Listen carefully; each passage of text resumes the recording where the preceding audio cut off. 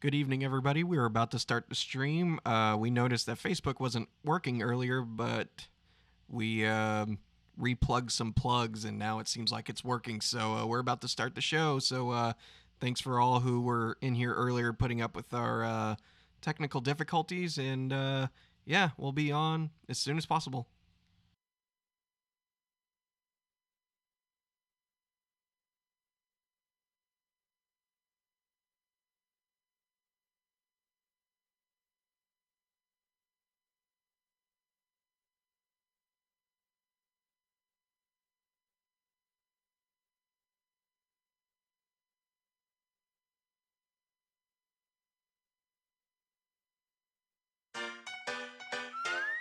If you've got nothing to hide, why act so defensive? Only someone who lied need be so apprehensive. If there's nothing damning inside, what you release should be extensive. But the way you obstruct and the questions you duck makes you look as guilty as, frankly, you probably are.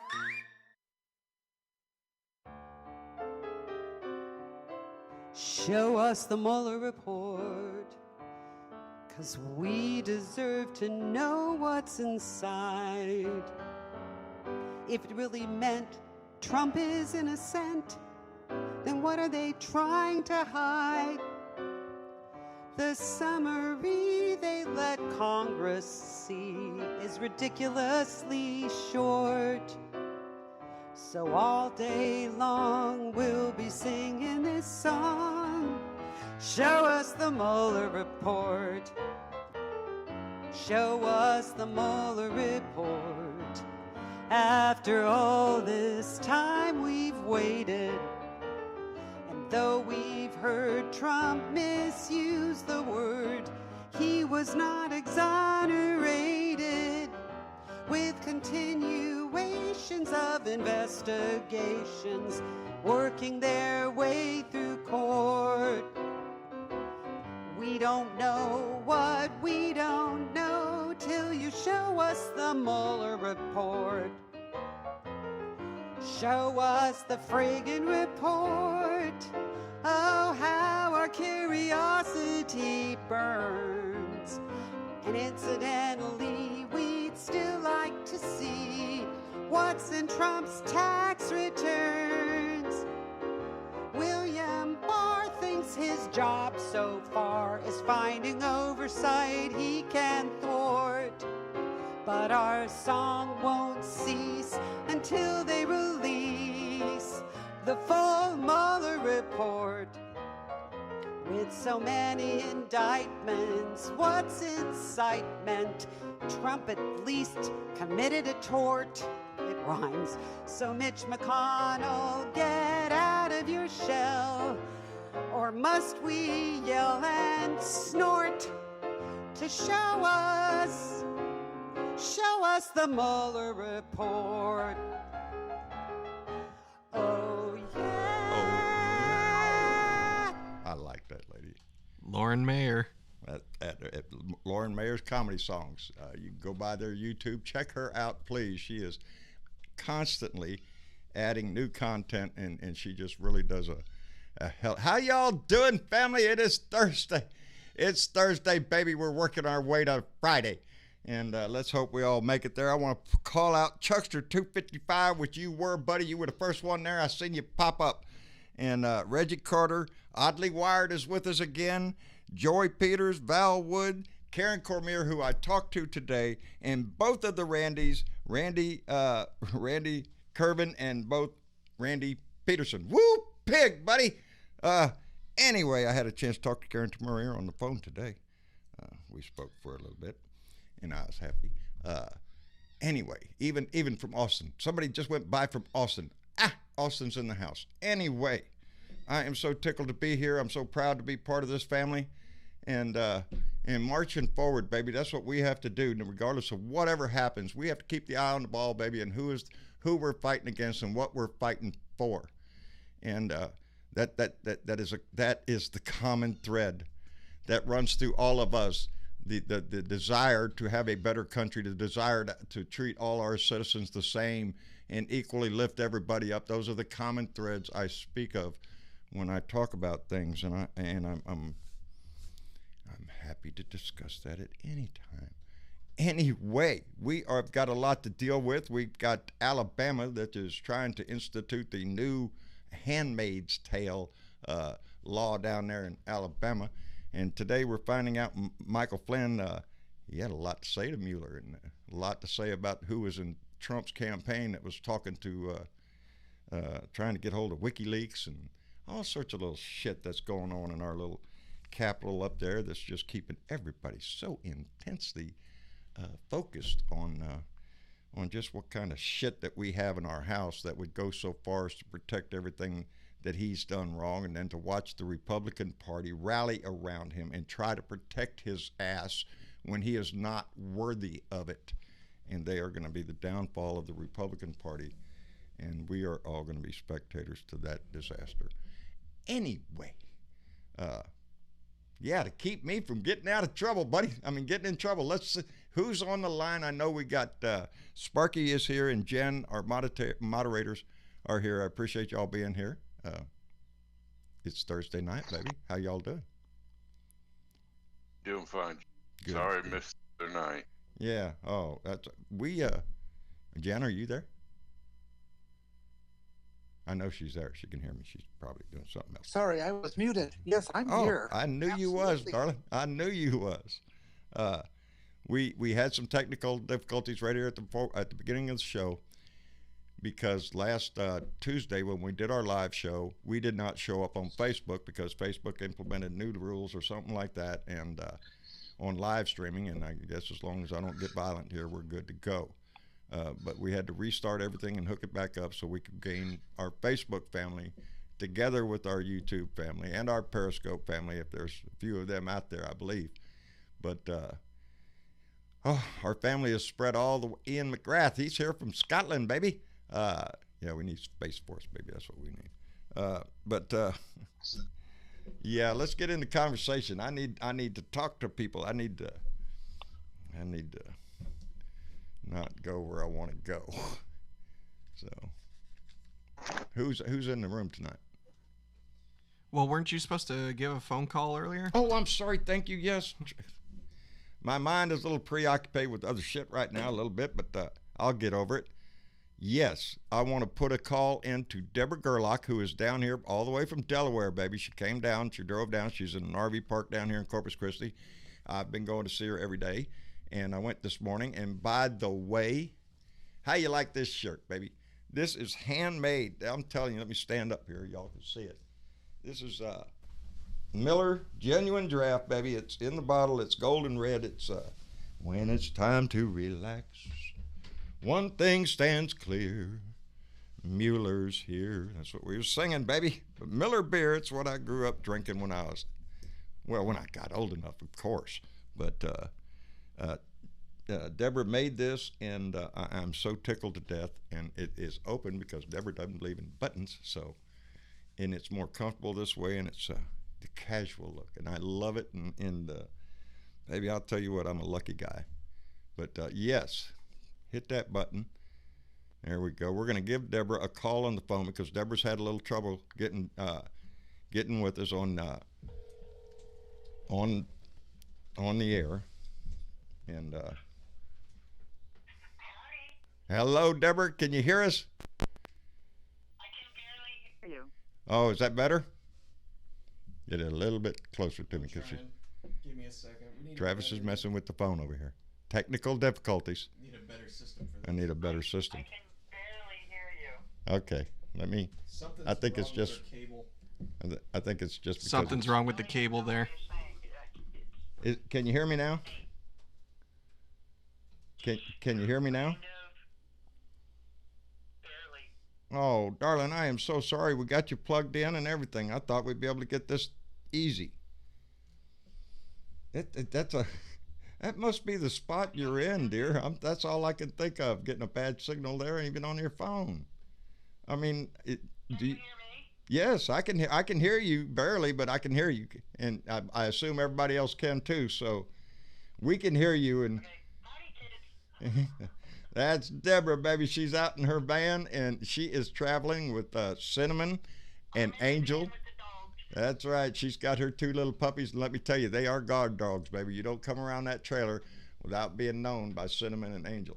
And they're very cute little dogs, and I've just they've got to know me over the last 3 days, but I am so happy you had a chance to come down here and visit. And to see our beautiful sparkling city by the bay. Isn't it beautiful, darling? Oh, it's beautiful. Uh, I found I looked at Best Buy. They got lots of earphones. So next week, I'm getting earphones. yeah, I think that me and Deborah discussed that the possibility that we have difficulty connecting with her on Discord was that she's not listening to us through the headphones, but on the open speaker, and that can provide feedback. So that's how come we're calling her on the phone this evening, so we make sure Deborah gets on the air. And we even went to Whataburger. I'll do my best to listen to you. Ah. Cleaned out my ears. Well, I don't know if I've got much worth to say, baby. I'm trying to hang on today. You know it. Yes, we went down. Me, Deborah, and Travis went down to the Bayfront Whataburger, which is the premier Whataburger in Corpus Christi. And of course, if I'm going to take you to a Whataburger, I'm going to take you to the best one. And we sat upstairs, and so we had a nice view of the bay, the marina with all the sailboats and all that kind of stuff. But I've really enjoyed you being here. And what's that? Oh, and the old boat. Yes, I took Deborah over to see. Many years ago, the city of Corpus Christi purchased 3 boats from Spain, baby. And they were the Nina, the Pinta, and the Santa Maria, built in Spain the same way that those ships were built back then, and sailed all the way from Spain to the United States, visited a few ports before our city snatched them up. And then the story goes a little south because 2 of the ships are now gone. The one that is remaining, they just raised out of the water the other day because it had sunk during some rough weather, and now they're going to try to tow it over to Ingleside, and I don't know what their plans for it are there. But yep, we had all 3 for a while, and now I think we have 1.5 left. But it was a sight to see when we were sitting there thinking to ourselves, Jesus, look at what they came here in, you know. Would you get out in the middle of the ocean in that boat, Deborah? No. No, me neither. I saw the ones in Yorktown when I was there. They are tiny. My car is bigger. Yeah, that's true. Your van's probably bigger than that thing. That's right, because of you being up in Delaware, you've probably been around to some of the more historical villages and stuff around up there. That's what I love about New England. A lot of rich history up there. But I'm just so, and you've got plans to go visit somebody else, don't you? Deborah? What was that? I said you have plans to go see somebody else, don't you? Oh, there's a couple of guys out there. I got to see all my boyfriends out there. There you go. You want to tell them who you're going to see next? I'm going to try to get to Randy. Randy Curvin, baby, and I think he is listening tonight, so he can hear you. I know he's listening. I seen him in the chat a little while ago. I gotta see Leo. There you go, Biker Wisdom, Leo Sahaki, baby. He'll. Make me some leather stuff. Oh, there you. Yes, that's right. Yeah, you showed me. Leo's got a little work cut out for him. I think I think he can handle it, though. I think he could do a fine job for the little project that you have in mind. Deborah keeps a knife. Andy's on the list. He needs to cheer me up for my ride home. And you have something special for Andy too. I read it. Yes, Andy Paguda, the filthy mouth liberal. These are voices that are the same as me. They're trying to spread the word, to try to give an opinion and you know, shake the pom-poms, baby. Keep everybody motivated and go in the same direction. And I'm proud of them, and I appreciate them, and I'm glad that you're going to get to go see every one of them. So that is. Hey, as long as I'm out here. Uh-huh.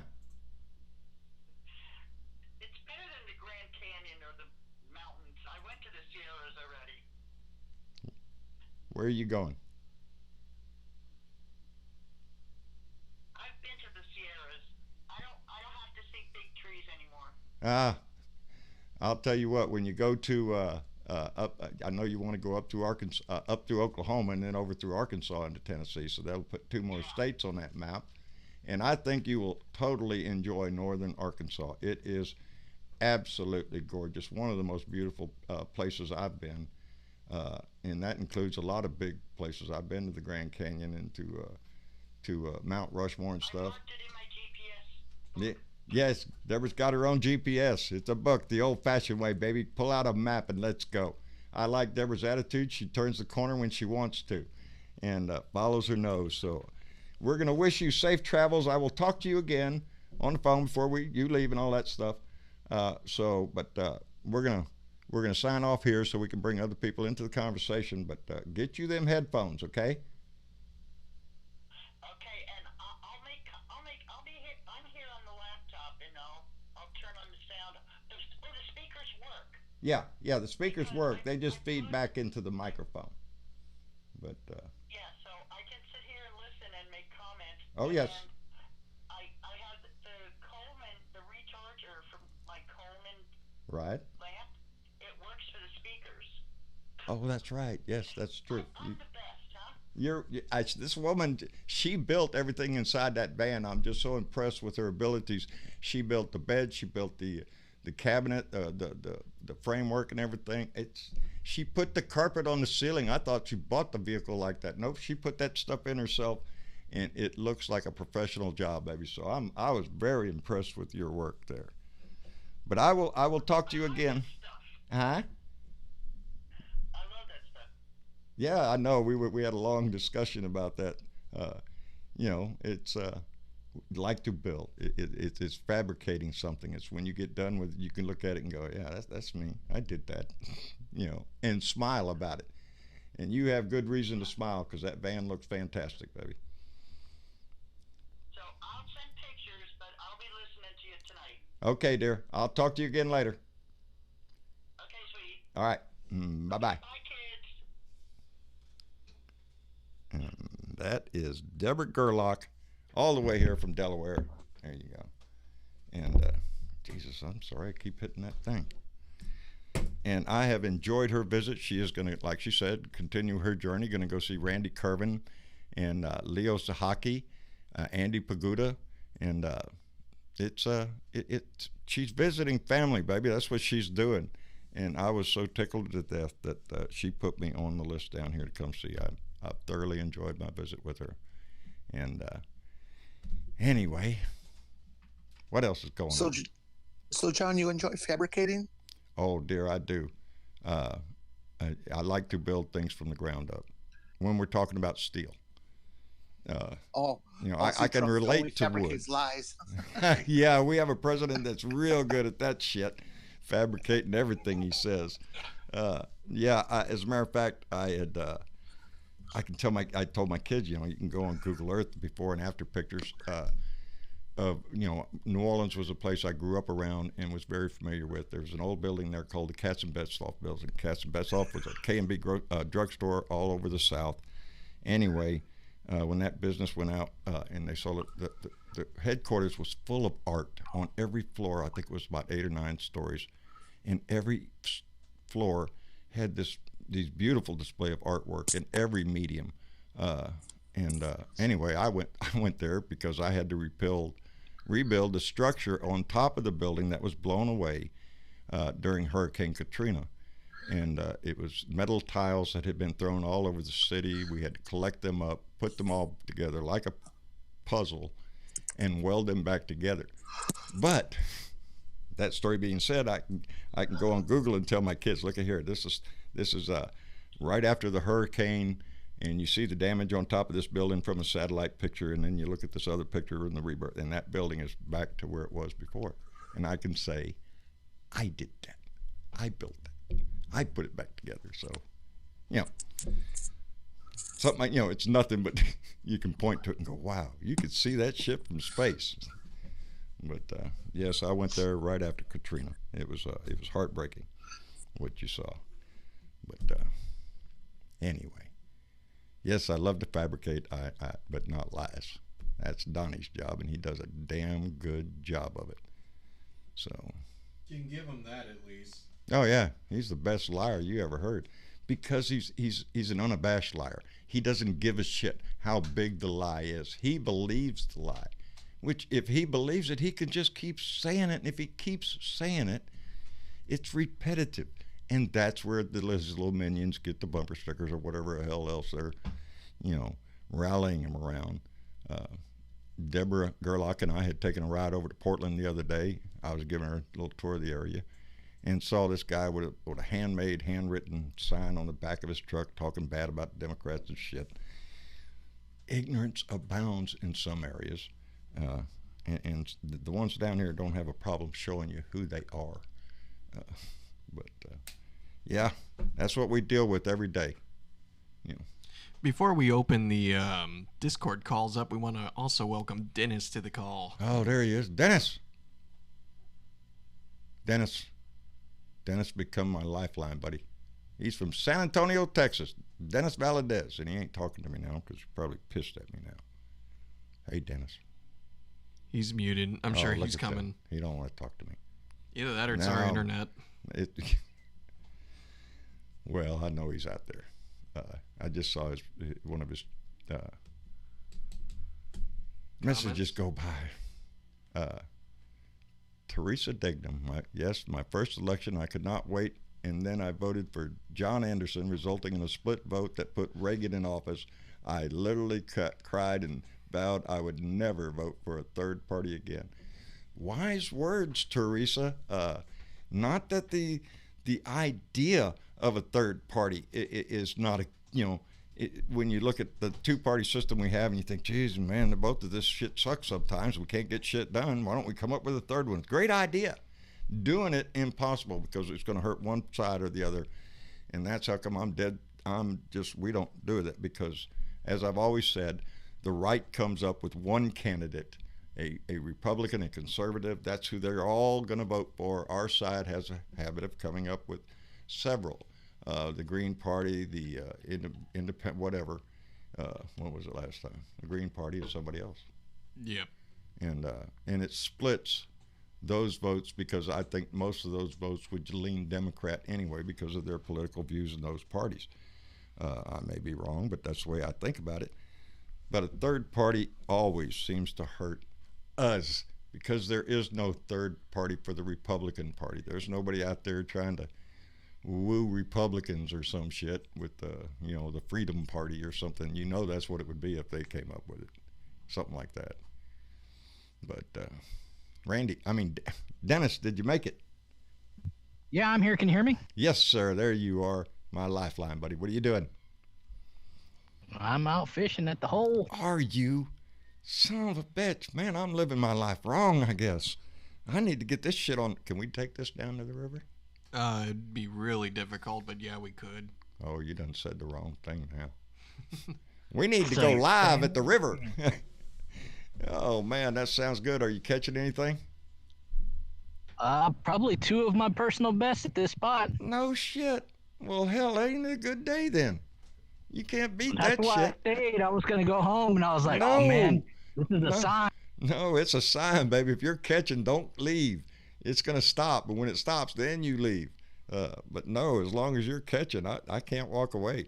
And I don't, nowadays I don't keep everything I catch. But I do keep a few, because you like good fish. Yeah, as long as I'm catching them, I'm fishing.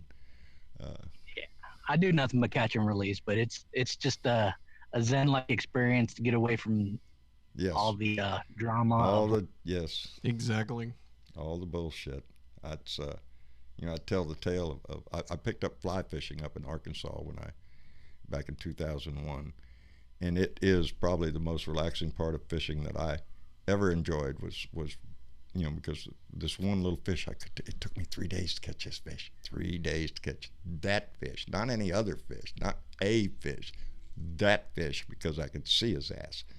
And but that's when I really enjoyed fly fishing. But Jason, buddy, I ain't been fishing in a while. I have a question for you though. The picture, To me, that looks like salt water. But you're up in San Antonio, so that's got to be fresh water. Absolutely. It's a little pond about a mile from my house. Oh, shit. Because the bank there looked like it'd be a good place for redfish. But I'm thinking, what I wish. What are you catching in there? Cats or? Cats. Channel cats. Channel cat? I get yellow cat down here and channel cats. Lots of blue crab, big ass shrimp in my river. I'm telling you, you put a minnow trap out there with a can of cat food with some holes poked in it and put it out there and throw it, buddy. You got shrimp you could throw on your Barbie. Just have a boat to go get them. But I need to make a friend with a boat. Yeah. Well, mine's a kayak nowadays. But still, it's my well, I have a motorboat to get around when it floods, but the transom's about rotted out. And I was just telling somebody the other day I got to pull that motor out and start it every once in a while because, it goes 2 or 3 years between a flood, and in that time I don't really run the boat, so it just sits out there. But yeah, things you always have to do. So, is Jorge in here? I see Randy Kervin saying, "Hey, Jorge." So Jorge Tire Biter must be in the house. And buddy, I want you to know, I'm really enjoying your post. You really got some excellent posts. I'm enjoying them tremendously. So I appreciate that, bub. But who else is in the room tonight? Let's. I'll get some people in the call. Let's get some people in the call. Let's keep John online here. John. Oh, there we are. Alrighty, so we want to welcome the world's greatest dungeon master, Velda. Velda, how you doing? Pretty good. How are you? Doing pretty fine. Are you a dungeon master, Velda? No, I wish. The last campaign I tried didn't go so well.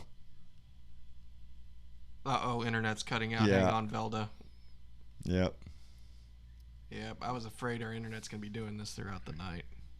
Yeah, we're going to, me and Travis were talking prior to the show that we knew that the internet was not going to be working good tonight because, for one, every time you go try to watch TV, you're seeing about, 10 minutes of TV, and then it'll cut off, and then you have to wait. Another 10 minutes of TV. TV. You miss another 10 minutes while you wait to get your signal back and all that shit. And it bothers me because it's a beautiful day outside. And something, during a storm we can have internet connection. Right.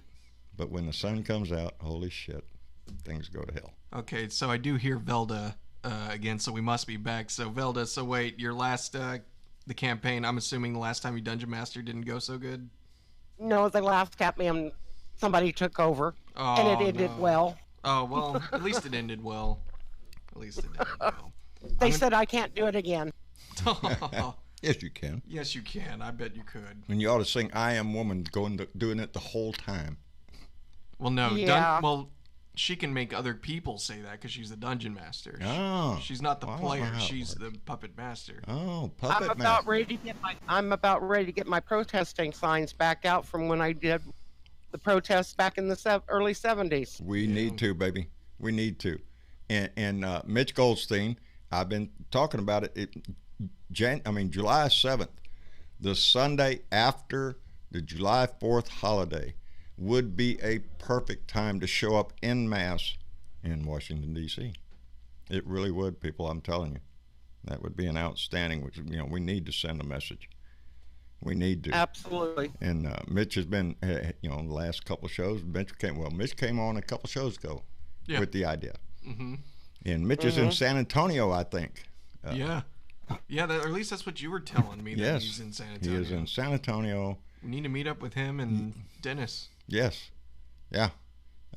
Mitch is up in San Antonio doing work up there. I have his phone number. I have to call him, man. You need to call him today. I need to call him. Yeah. Good Mitch. Yeah. Good Mitch. The only good Mitch. The good Mitch of the North. That's it. The good Mitch of the North. I knew you were talking. I knew you were talking about Mitch and not the Grim Reaper. Yeah. The Grim Reaper. We need to get rid of his ass, Turtle Man. Stop insulting turtles like that. God damn it. I know it. Turtles are cute and adorable. That thing is not. He says that too. Go ahead. I made a comment earlier on somebody's site, and I go, and I truly mean this, and to all of you out there that are listening to us tonight, if you are in a red state, take and turn your Senate and your House in your state's capital and your governors all women, Democrat women. There you go. There you go. I'm all for that. It needs to happen. Get the men out of our fucking uterus. Yes. They need to, baby. They're not. I'm so pissed. I bet I can't even imagine as a woman how y'all feel. I know how I feel. I know how my wife feels about it. I marked one time already for this with my signs. There's a story. I haven't read it or looked at it. I just see the headline. It says she was pregnant at 12, and now she has a message for Congress. You know, that's what gets to me is the simple question. Okay, what in the case of rape or incest or some other fucked up shit like that? Oh, well, it's a gift from God. Fuck you with that bullshit. Yeah, I don't buy that bullshit, and it just really it's a disgraceful thing to come out of anybody's mouth. An 11-year-old child is about anywhere from about 55 to 80 pounds, from about 3'5" to 4'4". And their bodies are small. They cannot have them vaginally. They have to have a C-section. Yes. They are not equipped to carry a baby. Even a 11-year-old is pushing it. There is no way in hell. We shouldn't be having this conversation. You shouldn't even period. have that. No, and let's go whack their whackers off and let them see how they like that. That's what I was telling Marcia earlier. I said, fair is fair. They ought to outlaw Viagra. They ought to just do away with that shit, because if God said your dick won't get hard, well, that's just tough shit. Why are you going against God's will there, going out and get you a pill to make your pecker hard again? It's that kind of logic. Men wouldn't put up with that shit. There ain't you can't do that. That's sacred. That's the male, whatever the fuck he wants to say. But it's the same goddamn thing. It's the same fucking thing. I don't understand this shit, But what it is, have no doubt, all of these bills that we've seen going through these states lately, they're there for one reason, and that is to get it in front of the Supreme Court. One of them. Here's another. They're playing the freaking lotto with this shit. They just want to get. There is one more. Mitch McConnell shoved it off into the corner, and it's genital mutilation of little girls where they cut off everything. Yes, I've heard of that. And they took it and they shoved it in the freaking corner to grow cobwebs. They weren't going to pass. They did not pass. And they have everything cut off. And that's forcibly. Yes. That's they have no anesthetic. That's no torture. Nothing. They are laid. That's they torture. Are laid is down. What that is. It's. Oh, see, I can't go here without going into the religious area, because that's where it stems from. Sharia law. It is Sharia law. It is. That's exactly what they're trying to institute across this country with this kind of bullshit. It's going to be the Handmaid's Tale later on if you just let this crap keep going. I just don't want, because here's the thing, and I'm going to go there for just a second. You know why they love this issue? Because you can't fight against God. Oh, I'm a godly man. I'm a Christian. What do you don't act like a Christian. Well, you can't say I'm not. I believe in God and Jesus and everything else. Well, you don't act like it. You don't live like it. You don't talk like it. You don't drink like it. But you can't You only argue talk against like it. The only time they're Christian is when they want to be. When they want to be. They can take any part of that Bible and find anything. Oh, look, it supports me right here. Jesus said it right here. You can kill. Or they can just rewrite. Right, or they rewrite the whole damn book and say, see, I told you it was in the fucking Bible. Yeah. Well, I always say, you look at the front of that King James Version, which is the key word in that title. Mm-hmm. Basically put, if you're not a straight white male living in this country, you're going to have a hard time. Go fuck yourself. That's it. But that's why they hang on to this issue, because you can't fight against a religion, a Christian religion in America. Are you crazy? Yeah, I'm crazy. I'm called an atheist. I don't believe in your whole freaking story, and you grab onto God with every little issue that you want to hang on to. Even your Southern heritage bullshit rebel rousers. You know, I'm a Christian. No, you're not. You're freaking bullshit is what you are. You're running around with a rebel flag on that. You're not Christian. You're an asshole. That's what you are. And everybody else sees that, and that's how come you carry the flag, so we can spot your ass. Satan is an old Hebrew word that means, when translated, means Republican. Yeah, I bet it does. Amen. I bet it does. That's what I mean when I write sometimes, and I often do. Some, not as often as I should, and I try to articulate my ideals and somehow in a motivational way to say that we are all in this fight together, and that is a true statement.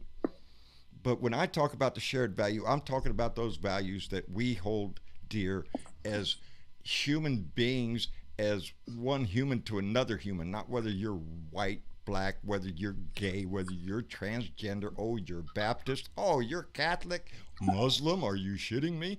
All that kind of bullshit goes out the window. You're talking about human dignity across the board, which the Republicans do not have. No, they don't. They don't have any of that shit. They're pro-birth, baby. As long as that baby ain't took a breath yet, they're all in.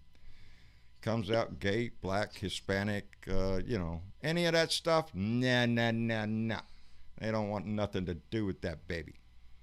They'll let it die of starvation, and they won't give a shit. But, hey, corporations making a lot of money. Stock market's up, so, hey, good to go. It's bullshit. There's ethics.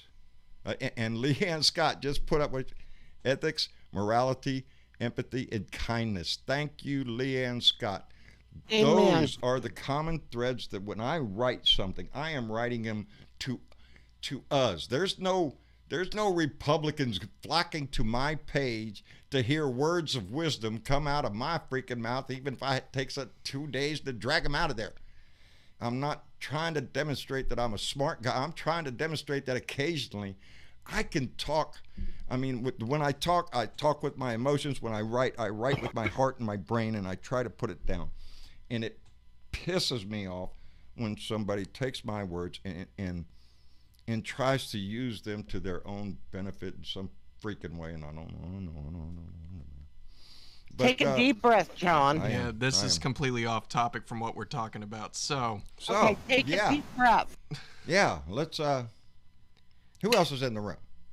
Well, no, just us so far. I'm going to bring some more in here, but no, I'm loving the conversation so far because no, it's sad because I'm watching. Like I was talking to Mom about this the other day, and like I'm browsing Twitter, and I am seeing so many posts from women that is just heartbreaking to me. As far we as have a chance, we could take over the country right now, as pissed as we are. Yes. I'm telling a matriarchal society that I'm all for that shit. Women have a tendency to be more kind-hearted, be more empathetic. They are the ones that give us our next generation. They have a slight contact there, and I like Elizabeth Warren. Every time you talk to her, she's got the answer for whatever. She's got not just the answer; she's got a plan. I don't know if she's going to be the one to make it. I don't know which one is going to make it. I'd love to see a woman vice and president. I'm impressed with Elizabeth Warren and Kamala Harris.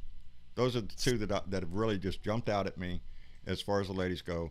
And isn't it sad that we have to qualify that as one of the ladies? It's just one of individuals running. Right. Yeah. Because even the connotation, oh, well, it's a woman. Well, are you just voting for it because she's a woman? Well, hell no. Yeah, you want something. Yeah, because nobody wants Sarah Palin type. You don't want a ditzy blonde. No, you don't. No. You want somebody who. You want someone who's educated and has empathy. And right now, that's one of the things that I'm looking for, because we shouldn't be having this conversation, because it's like every week, okay, we're talking about, women's rights is going to be a topic for 1 week. GLBT rights are going to be another week. Yeah. Trying to protect our kids in schools is another week. And it just proves to me that these people lack empathy and they don't give a shit. And that's what we got to fucking change. It seems like every week there is something in the news that is going to grab us all. And unfortunately, some of those are tragic. The shootings in the Jewish synagogue, the synagogue, and the Tree of Life synagogue out in Philadelphia, or out in Pennsylvania, and Pittsburgh. I can't remember. Anyway, it's those kind of. You got kicked out? I think no. Leo came in. I'm sorry.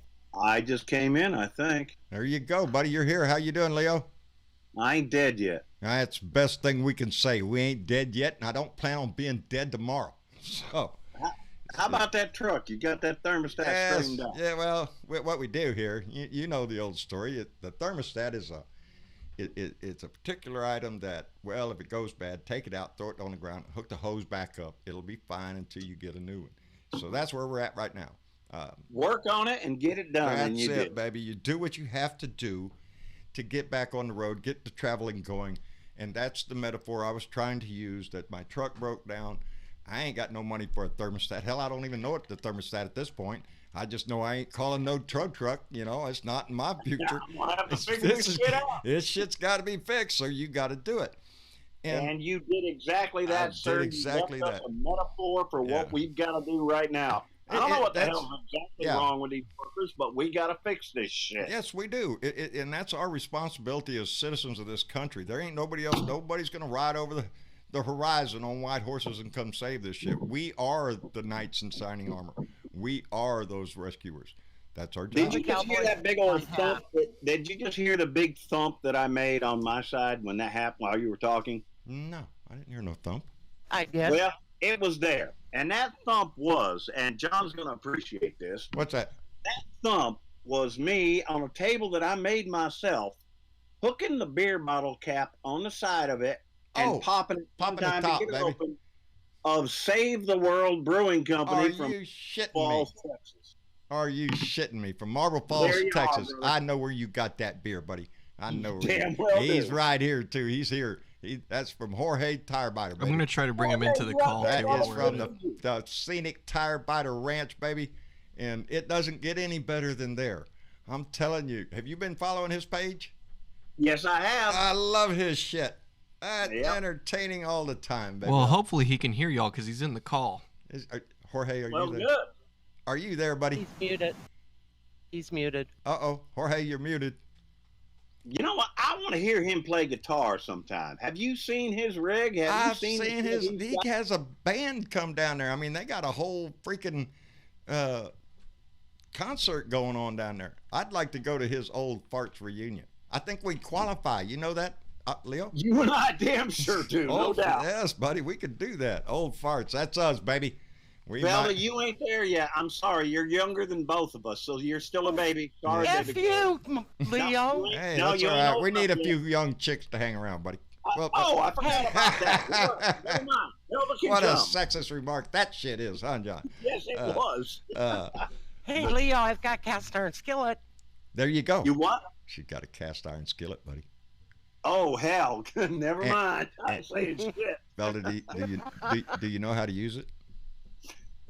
I'm a woman. There you go, baby. Wait a minute. That's one way to use it. When us dumbasses run our mouths a little too much, probably drink too much or something, you can go ahead and use it that way. However, can you make cornbread? That's exactly my question, Leo. Can you make cornbread in it? How would you like a big pot of beans and ham and cornbread? Oh, shit, yeah. I would. Hell yes. Travis is in. Or do you want black-eyed peas and ham and cornbread? Just keep talking. Can we have some of that in a round of D&D? That would be my night. There you go. That the answer to all of that, Velda, is yes. Yes. And John. Yes, ma'am. What about pozole? Pistoles. Yes. Pistoles. That's hominy and green chilies. Yes. I'm not too big on hominy. I have to admit to that. And what? Something you don't like? Yeah, well, it's not that I don't like it. I don't gravitate towards it all the time. Sort of like beets. Wait a minute, I'd eat one if you that asked that? I'd eat a beet if I was at your house and you served it to me. I'd go, oh yeah, that's delicious. Look at there. That's a good beet. Well, that's polite. No. Yeah, that's being polite, baby. How about a pan fry full of fried catfish? Oh, baby, now you're talking. Hush puppies, there's my language. Now you're talking food porn. And peach cobbler. Yeah, you're talking food porn there, baby. Catch that damn catfish, and I'll clean it. I got the catfish in my backyard, baby. Better than me with doing it with corn.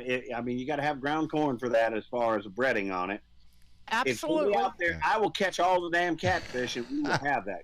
We will have us a fish fry. Oh, Leo, you're going to so enjoy Deborah's company. Deborah Gerlach's going to come see you. She told me she was. Has she on the flip side yet? She leave yet? Not yet. She's leaving tomorrow. She's going to head out. Right. She's going to go north up into Oklahoma and then cut over through Arkansas and into Tennessee and whatnot. And yeah. Now she hadn't told me when she's going to be here, but no, I didn't know she was going to be here until I got a message saying, "Hey, I'm here." Oh wow, she's here. And Deborah, you could tell us ahead of time. That'd be nice. Oh, I enjoyed it. Well, she had really. She probably told me before, but it just get lost in my head. And so, yeah, when she showed up, it was like, oh, wow, she's here. And she meant it. And she drove all this way with her and her two little pups. And, man, that lady can navigate. I'm telling you, that map of her on the side of the van, she's been around. She knows where to go. So. When I get her here, I don't know if you saw that I had posted a live today. I needed a little bit of a break, John, and honestly, buddy, you do too. Yeah, but it can get wearing on you at times. Yes, it does. We ain't gonna go into all that shit, but no, today I went out to the dog park. Have you ever put 5 dogs in the front of your pickup? Shit, buddy, you're talking to a guy who had 14 dogs. Load them suckers up in the back of your truck. It's like a herd. No, they were in the front of mine. They were in the seat. Oh, Lord, no, I ain't had that many up in the front. Most I've had up in the car was 1. Or, 2 if it was raining. When Deborah gets here, I'm going to make damn sure she gets out to that dog park with me. Oh, them pups are going to love it. They're 2 sweethearts, and they've been together all the time, Angel and Cinnamon. And, yeah, they are just lovable as hell. They're just like, they're fur babies. They're just like our kids and everything else. All of us that have them know that feeling. And that's what we are, though. That's part of the family, too. That's part of the whole Blue Dot family. That's John, part of mine. I kind of wanted to hate you for that at one point. I was like, oh, my God, he went to that heartstrings thing. Oh, look at him. But I get it now. Oh, Lord. I get it. Nobody, that's one of those common threads to a lot of us. A lot of us have fur babies, cats, dogs, snakes, turtles, frogs. Ew. Threw them in there. I threw them in there. Hey, no, there ain't nothing wrong with donkeys, snakes. goats. Okay, then I won't tell you I have a pet spider. Ooh, there you go. See, Travis loves that shit. And so would Travis's girlfriend, Rose. She would just love that. They want to get one. Well, to be fair, we're not bug people. Not that we have anything against bugs. We're more reptilian. Come on, Harry. Get on the leash. We're going for a walk. Come on. Trust me, if we could put leashes on our snakes, we would. Well, let me tell. I will say because I'm old and my mom and I have been married for 42 years. The place she comes from Freer, is known for rattlesnakes, rattlesnake roundup. You catch rattlesnake, it's a thing, and it's a Texas thing. Long necks and rattlesnakes. Anyway, to me, a snake, ain't a thing I'm doing. If it's non-poisonous, if it's not a rattlesnake or a coral snake, baby, look at there. There's a snake. Get along your way. Go on. If it's a rattlesnake, coral snake, well. It depends on where you find it, and it depends if they're showing a threat. Because really, people have this misconception that they're hunting creatures, they're out to bite you. No, they're just going to defend themselves if you step on it. I tell people the only snake I'm afraid of is the one I don't see. The one I don't see is the one I'm afraid of. And Velda can agree with this. Spiders are a good thing. They eat all the bad shit, for one. Yeah. Well, that's what I was going to say. Since Travis met Rose, which is years ago now, and how long y'all been together? It'll be 10 years in November. See, we're talking about longevity. My son has been in a long relationship. And, up until meeting Rose, a snake was just a snake. You know, it's a snake. Look at there, a snake. And that's it. I didn't think of ever having a pet snake or anything like that. But let me tell you something. Rose cares for those snakes just as if I care for my favorite dog, my my donkey. Exactly so. They relate to her and Travis, and I'm amazed by that. I'm going, wow, freaking snake looks like he knows her. We can bury the hatchet right here. You know, people have fears. That's a pretty spider. Oh wow. Oh that's wow. That's a garden spider. I don't. That's Jen's last year's pet spider. That's what I call a shit. Yeah, we had those in Louisiana. Beautiful markings. Yeah, that's no shit when you walk right into it and it's in your face. Yeah. Oh shit. But no, like what I was gonna say is, I can understand people having fears, but just for example, the one instance ever in my life where I got pissed off at someone's opinion was when me and Rose were in a frantic moment when we had to take our snake to the vet. We went to the only reptile professional here in town, and it was a mixed vet. You know, like it was just he had a ward in a normal vet. And one woman was hysterical because our snake was in a little tub and obviously can't break out of it, but made the biggest scene. And it's like, lady, oh my God, there's a snake.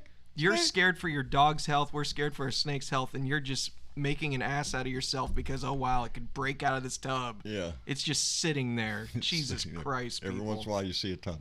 That's it. But what I'm getting at is this, look, you can have your fears. There's nothing wrong with that. No. But don't be a dick to those who have pets that are not furry. Yeah. You know, that's my only thing is when people are like, oh, that's a spider, torch your house down. Like, how would you feel if I said, oh, you have a cat, I want to behead it because of whatever. I have little spiders that live in this house, and I guarantee you they got little spider lawyers, and every one of them little spider lawyers have documents that prove that they owned this house before I got here. Well, yes, they do. That's it. They've been here a lot longer than I have. To sum all that up, rule number one, don't be a dick. Yeah. Yeah, it just rules. I think I've said this before on your program, John. What's that? I have a son that is going to be, and I'm not going to name his name because he's in a college that if it were said, it might be a problem. Yeah, I don't. He will be Doctor first name, Doctor last name in about 3 months. And that's your son? He is a doctor of entomology. Well, he's a doctor of biology, but entomology. Hey, baby, if you got a PhD, you've worked your ass off for that doctor. Yeah, baby. and he had a pet tarantula and scared the shit out of me. I'd still be scared the shit out of him. Bad thing. You know, if it was your pet and you wanted to put it on my arm, I'd let you. But inside my mind would be going, "Don't swat it, don't swat it." Well, see, that's just the thing, though, because a good pet owner would be like, I would not put my pet near you because that'll make you uncomfortable, which will make the pet uncomfortable. Yeah. You know, as long as you've got a snake, your snake's in a cage, I can look at them. Yeah. And I can tell you that they're pretty. But if it's loose, my flight. It's that natural reaction, baby.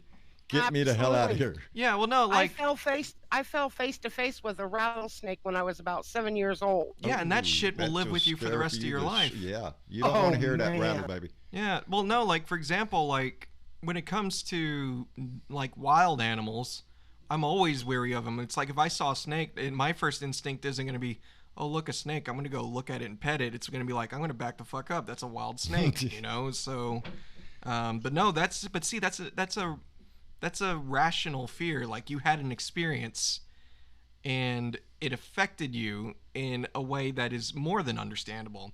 But you also know the difference between a pet who's locked away and something that is just loose. You know, it's like, I love dogs, but if I saw a stray dog that looked like it, you know, wanted to come and bite me, well, I'd be just as worried, Karen you know? Cormier just said spiders are good. They eat all the bad bugs. Yeah, there you go. I almost killed all three of my girls one time.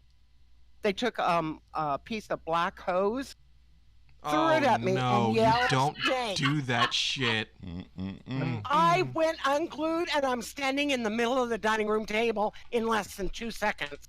Boy, that's horrible. And they're rolling on the floor laughing. And when I realized it was just a piece of rubber, I took one shoe and hit one in the back of the head as that girl was running out the door. Honestly, good for you. That is the proper response to kids. However, they weren't.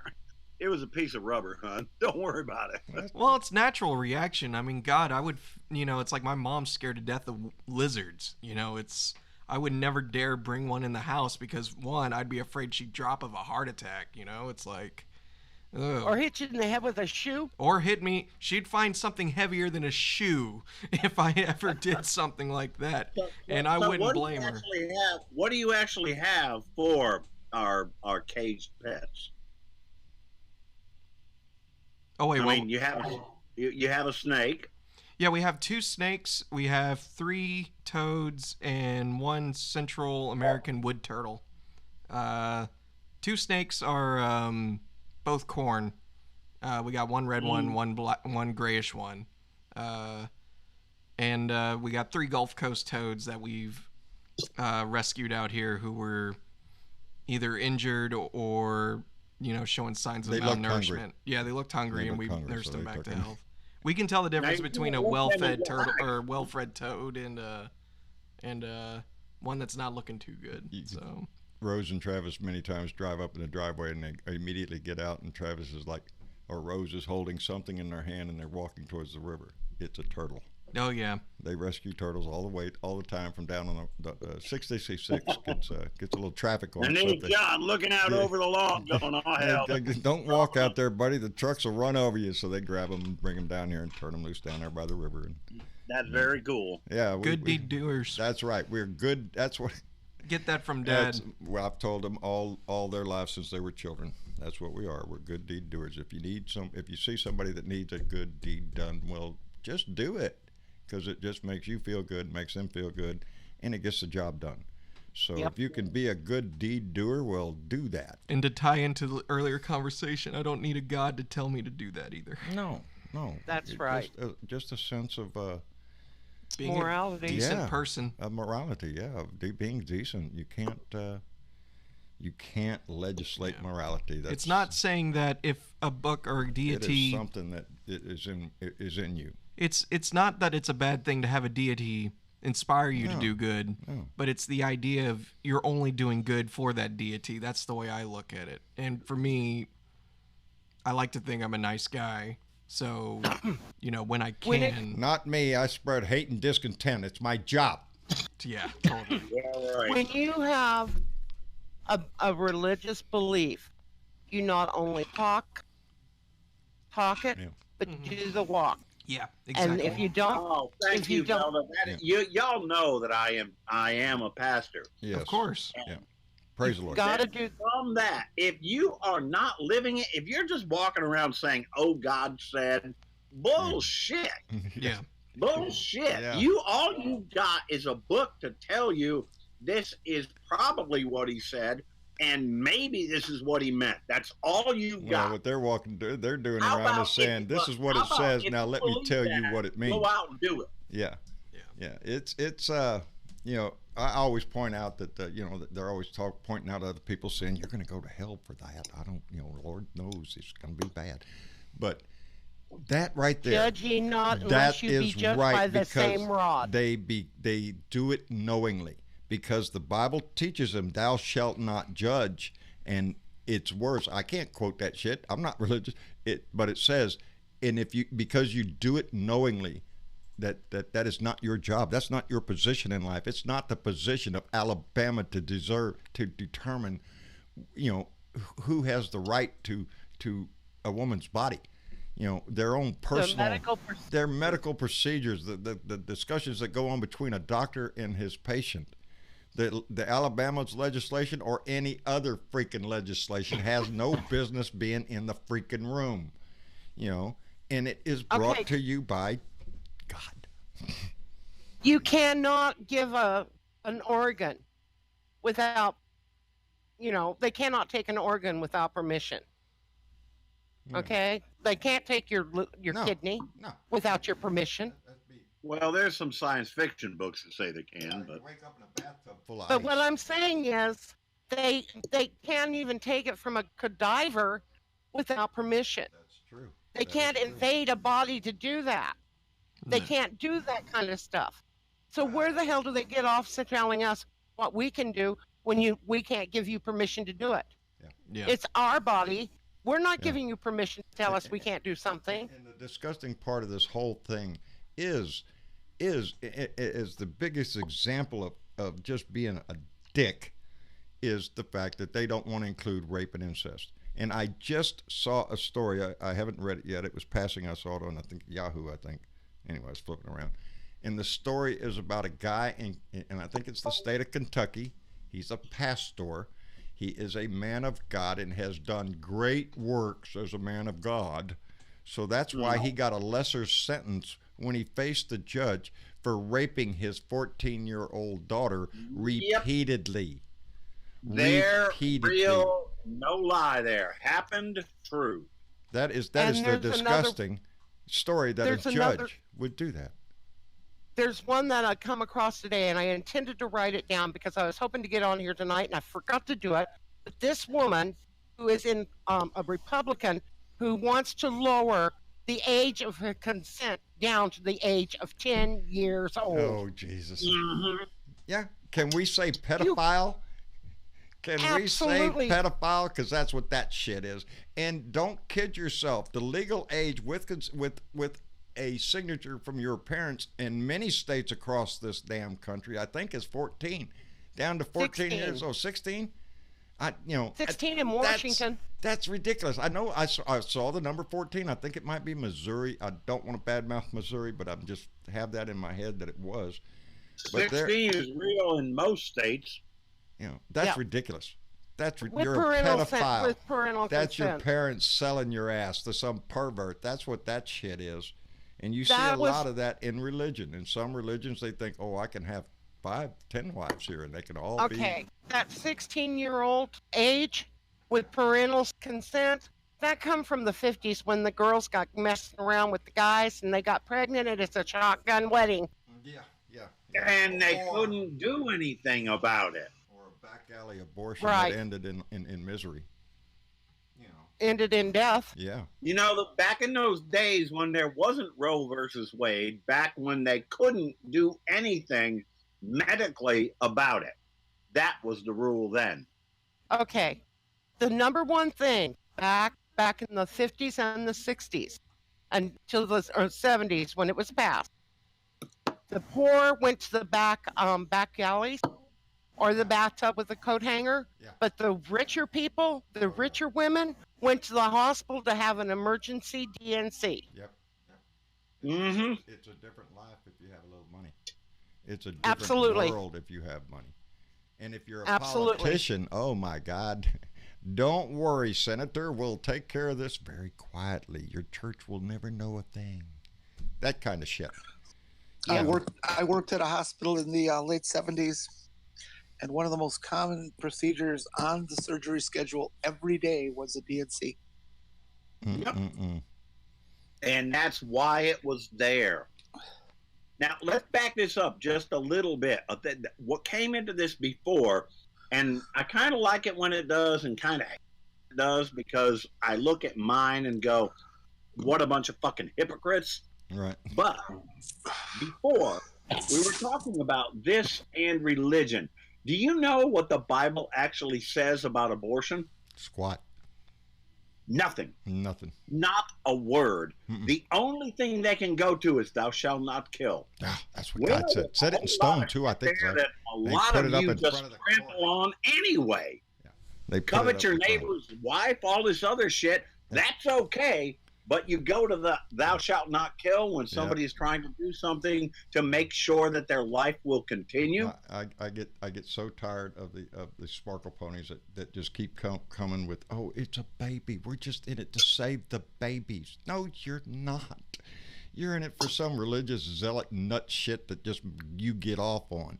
That you have power over somebody. John, they're not pro-life, they're pro-birth. Pro-birth, that's it. That's right. It. Once that baby comes out, they could give a shit less. And like I said, if it's brown, black, or any other ethnic besides white Christian, holy shit, grab yourself up by the bootstraps, son, and get a job. It's that kind of mentality. You know, it's. I am pro-life. I am pro-choice. There you go. I chose to have my children. I chose to raise my children. I didn't have a medical emergency. I did have a couple of miscarriages, but I chose to have each and every one of my children. And that provide for them. But that was me. My pro-choice is that's me, not you. Yeah. I have no control over what you do or your circumstances. I'm not walking in your shoes.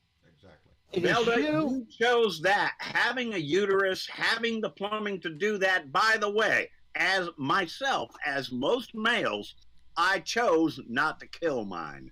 Yeah. And I did too. Tickled that they got here. But now let's take that right there, Velda, was what you're saying. You chose to have a family and you chose to love these children, and it worked out beautifully, I assume. And somewhat. Somewhat. We're all happy, you know. I could hit mine up back the side of the head for a few things he does, but I love him dearly, and I never laid a hand on him. Anyway, what I'm saying is that love, that choice, gave us a family, a unit that worked well and had love in it. Now you take that same pregnancy that you just got raped by your daddy. And you're going to be forced to hold that, and you're expected to hold that child, nurture that child, and of course anybody would want to, but when it is forced, what do you think that girl's going to think the rest of her life? Where that baby came from, how it got there. Kid is gonna do? What do you think is gonna happen to that kid? So you can they're gonna put that kid up for adoption, or if you're in the deep south, they're gonna adopt that child. Mother and father will adopt the child, and that girl that gave birth to that child is going to have to look at that child for the rest of her life. Exactly. And find out, by the way, you're really my baby. Yeah. And I know a lady right now that's got a cousin that is looking at that every single day. That's heartbreaking. That is heartbreaking, and that's the decisions that Alabama wants to make for everybody. That's what these states all. The one here with the heartbeat. You know, within 6 weeks you got a heartbeat, and the woman might not even know she's pregnant yet, and yet you're going to force But anyway, I didn't even know I was pregnant until going into my second trimester. Travis was a surprise, baby.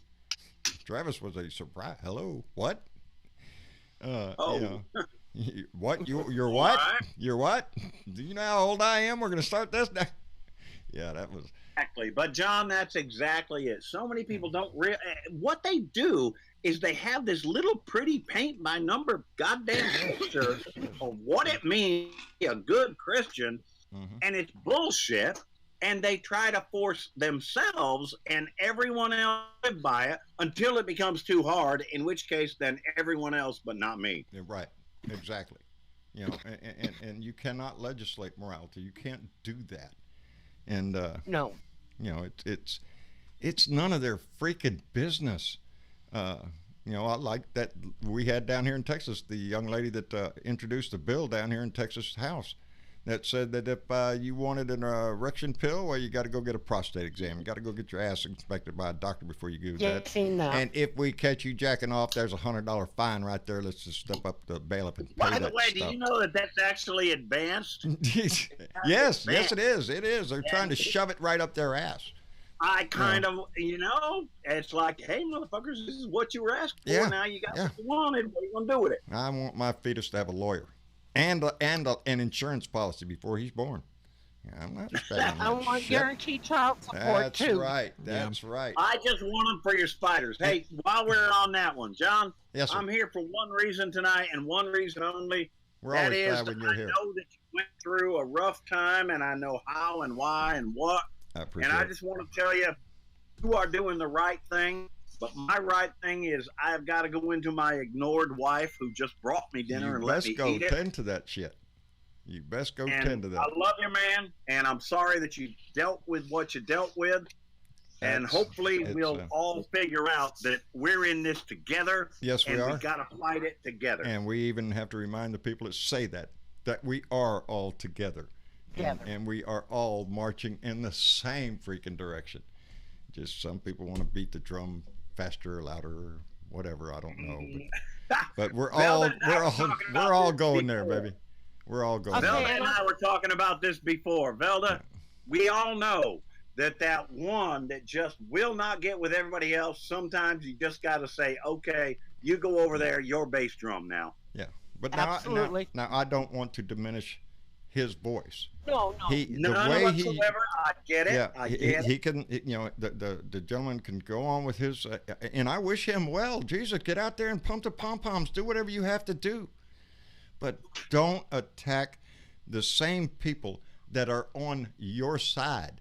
When we start forming the circular firing squad and sparkle ponies come out of the blue and go, oh, you're doing this wrong or that wrong, or yeah, let's don't go there. We are one family. We are marching together, and we do that because we have a job to do. We have a country to fix, and we're blue dots trying to circle the wagons to fight the Republican horde. That's what we are. I doing. Just want to. And that's I just want to change the damn thermostat on this fucking country. That's all I want to do. I just want a new thermostat so mine just be regulated. We'll go on down the road. People can have personal beef. People can, you know, whatever happens outside of all this happens outside of all this. But in the long run, we're all on the same side. We're all here, baby. Absolutely. Let's try to keep it outside of this. That's it. So. All right, y'all. I love you. I'm going inside. Back at you. Them dogs, and if Deborah Gerlach, if you're hearing all of this, can't wait till you get out this way, ma'am, and we will damn sure go and get us some barbecue. Get you some and barbecue. I'll get that link sent to you. There you go. All right. It's a family thing, baby. And it is. Good night, y'all. Good night, Leo. Thanks for coming by, buddy. Good conversation tonight. I appreciate that. What were you going to say? Really quick, we got to welcome the good Mitch. The good Mitch is in the house. Mitch Goldstein, are you there, buddy? I'm afraid so. I'm telling you, July 7th is a good damn day, Mitch. You really think we should do it, huh? I wish we would.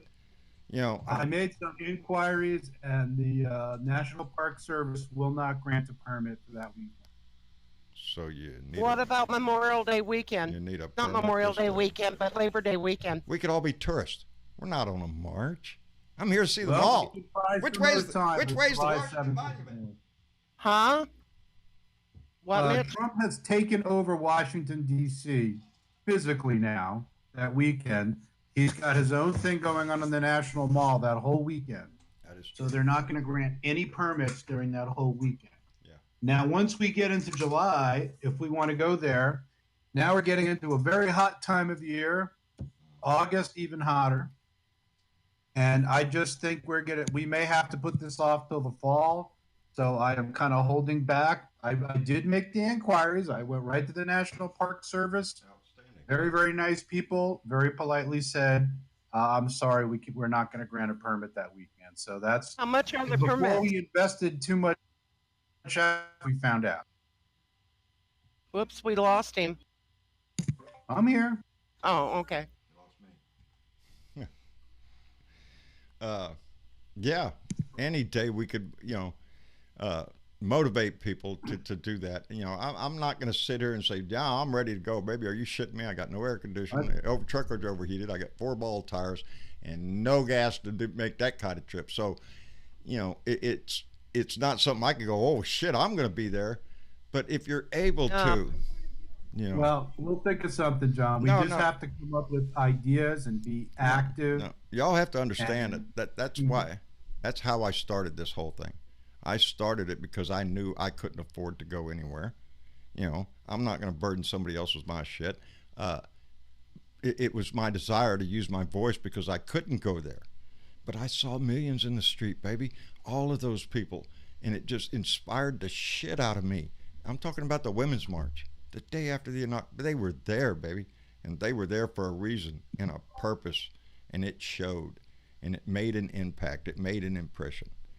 And that's what we need to see again, because, you know, we're smack dab in the middle of a shit storm of King Donnie, and now our lawmakers are even calling him out for those words, King Donnie.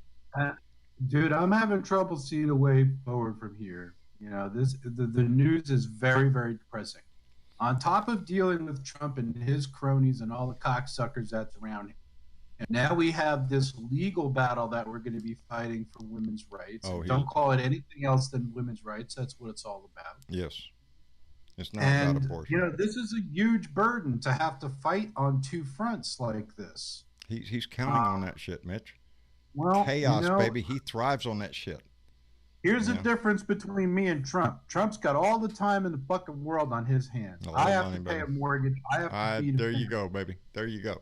There it is. So he's got us all by the freaking short hairs. And because we can't, you know, everybody says, oh, yeah, get up and march. I'm like, you know what it takes to plan you have to have security. You have to have a huge liability insurance bond to have a march that big. Who's going to foot the bill for that? You're talking about $50,000 to $75,000. That's what I was afraid of. Insurance. Yeah. I mean, what am I going to do? Where's George Soros when we need I can only make so much money selling my 55-year-old body. Isn't he funding the whole deep society, secret society shit, deep state? That's what the right-wing nut jobs say. Well, you know. I only wish the Masons were really in charge of everything. That's what I mean. If we can't show up on foot every day, we could show up with our voice. Mitch, I thought the same fucking thing the other day. It was like, you know, if there really was an Illuminati and shit, there's shit. Hey, come on out to us. Yeah, show your shit. This was funny for like maybe 2 minutes, but it's been going on for 2 years now. What the fuck, guys? Get rid of his shit. And then now we're going to Iran. Yeah. Richard Anderson, I can't believe they won't let you have puppies, bud, or a pet at your place. But I did see that your tomato plant and your cucumber plant were doing great. Just want to throw that out there. What were you saying, Mitch? Oh, that could be our internet. 1 second. Oh, shit. There he is. There he is. Yeah, I said we're fighting on 3 fronts. Yep. We got Trump's crimes and his cronies' crimes. We have these draconian abortion things, and now he's going to start a war in Iran. I hope not. We are gonna sacrifice American boys and American girls on the altar of capitalism and the altar of. Yeah, I actually came up with I call it petrolust. Yeah, that's what it's kind of like. That's right, baby. Yeah, except it's all, baby. It's all, and that's why we go to war. That's how come Saudi Arabia is our friend. That's how come we go to war for Saudi Arabia is because oil, and we need it. We want it. Yeah, I'm stuck in San Antonio tonight. I don't know. My flight got canceled, so here I am. I'm flying out tomorrow morning on a 5 a.m. flight. Oh, you're leaving San Antonio already? Well, I've been here all week. I've been trying to get a hold of you, Don, all freaking week. Oh, buddy, I've had a suck week. Yeah, well, I had company that come into town. That's not suck. That was a good part of my last few days. Unexpected, but yes, me and Travis were just talking. I got your phone number on the phone. I said I got to call Mitch. All right, we'll do that. And also, if any of you other Blue Dots are in the San Antonio area and you want to have a good time and do a little rabble rousing, look me up. There you go. Because I'm going to be here every week for the rest of my fucking life, I think. Jesus Christ. At least, I mean, I got to get my truck running. I don't know if, if you've been down there long, Mitch, but I mean, at least downtown San Antonio is nice. I don't know what it compares to everywhere else you've been, but I haven't seen downtown yet. I've been rattling around the rim because my clients are not in downtown. They're up in the northwest part of town. But I'll tell you, the food in San Antonio is amazing. It actually reminds me of the city that it reminds me the most of is, believe it or not, Los Angeles. I can totally see that actually. Because a lot of foreigners that I've seen on like YouTube, I watch a few vloggers or whatever, they describe San Antonio kind of like either Los Angeles or Las Vegas. It's like America the Ride in a way. Oh, baby, you need to get Mitch. You need to get down to the river walk. Yeah, really. If you ever want to clear your head, walk the river walk. It's such a beautiful experience. I think it's do that, and I got to be up at 3 a.m. But next time I'm in town, we're going to go down by the river walk. Yes, let's do it. Travis wants to run up there to see you, bub. He wants us to go up there and meet with Dennis and you and all get up there. Dude, let's do it. Yeah. Let's have some fun. Let's eat some tacos. Yeah. Ooh, yeah, tacos. Oh man, done said that. But I'll tell you what really kind of got me is I'm like driving to work and I look over there and they say like halal restaurant. I'm like, God damn, I'm in the middle of motherfucking Texas. And here's, I would have to choose between 5 different halal restaurants, right? There you go, baby. That's like, God damn. I'm telling you, baby, we got them. We got them. That's one thing. Well, it's it's anywhere you go, you can find good food, and everybody thinks it's the best, but the rest of them are all lying. We got it. What are they eating Corpus Christi? Oh, Whataburger. Whataburger. No, down here a lot of seafood. Yeah, Whataburger. That's where we go to. I had my first Whataburger. I can afford Whataburger. There's a lot of places around here I'd like to go. Mitch, you just said you had your first Whataburger. What'd you think of it? I'm a big fan of White Castle's my number one. Ooh, yeah, White Castle's good. Yeah. I hear a lot of this like contention between the contingent and the Whataburger contingent. And I was eating that Whataburger, and I was like, this tastes just like a fucking In-N-Out. In-N-Out burger. It's great. It's a good burger. It really is. But I'm going to tell you the Dennis finally chimes in. No. We both here. An In-N-Out burger is like trash compared to Whataburger. Those fighting words here. All right, Dennis, Mitch, here we go. It's the battle of the burgers. Do any of you Texas boys go to Buc-ee's? Oh fuck yes, yeah. that's my Lord and Savior. Mecca that goddamn Travis. beaver. That's a mecca for Travis. Every time they're going to go on a trip, are we going to Buc-ee's? Are we passing Buc-ee's? Where's the Buc-ee's? It's a Texas thing, baby. Cleanest restrooms you'll find anywhere in Texas. Cleanest bathrooms you're ever going to find in Texas are at Buc-ee's. Yeah, you don't want me to start on how much I love Buc-ee's, so let's just pass that. I'm right up there too, man. We definitely need one. There's Closest one is San Marcos. Yeah, tell me about it, bro. Yeah, we don't even have. There's a huge one in like when you go north from Dallas up towards Oklahoma City. There's that huge Buc-ee's. Yes. Right on that place. I stop there every time I go through there. Oh my god, I love that place. What steakhouse does that great big huge steak? If you can eat it all, if you can eat all it. I forgot where it was. Up in Fort Worth, there's a place up there that serves a big old huge ass steak, and if you eat it all, it's free. It's 72 ounces, isn't it? There used to be a place here in San Antonio called Flaky Leonard's. Ooh. And they would serve you a hamburger the size of a pizza. Oh my god. It was like 16-inch, and if you could eat it, you didn't have to pay for it. I don't know. There's a place in central Pennsylvania called Denny's Beer Barrel Pub, and they have a 2-pound hamburger challenge. You have to eat this 2-pound hamburger in 1 hour. You get it in great place. Since then, they've introduced the 3-pound challenge and the 5-pound challenge hamburger. When I go there, I get the 1-pound hamburger and that's a pretty big hamburger. That's a big hamburger.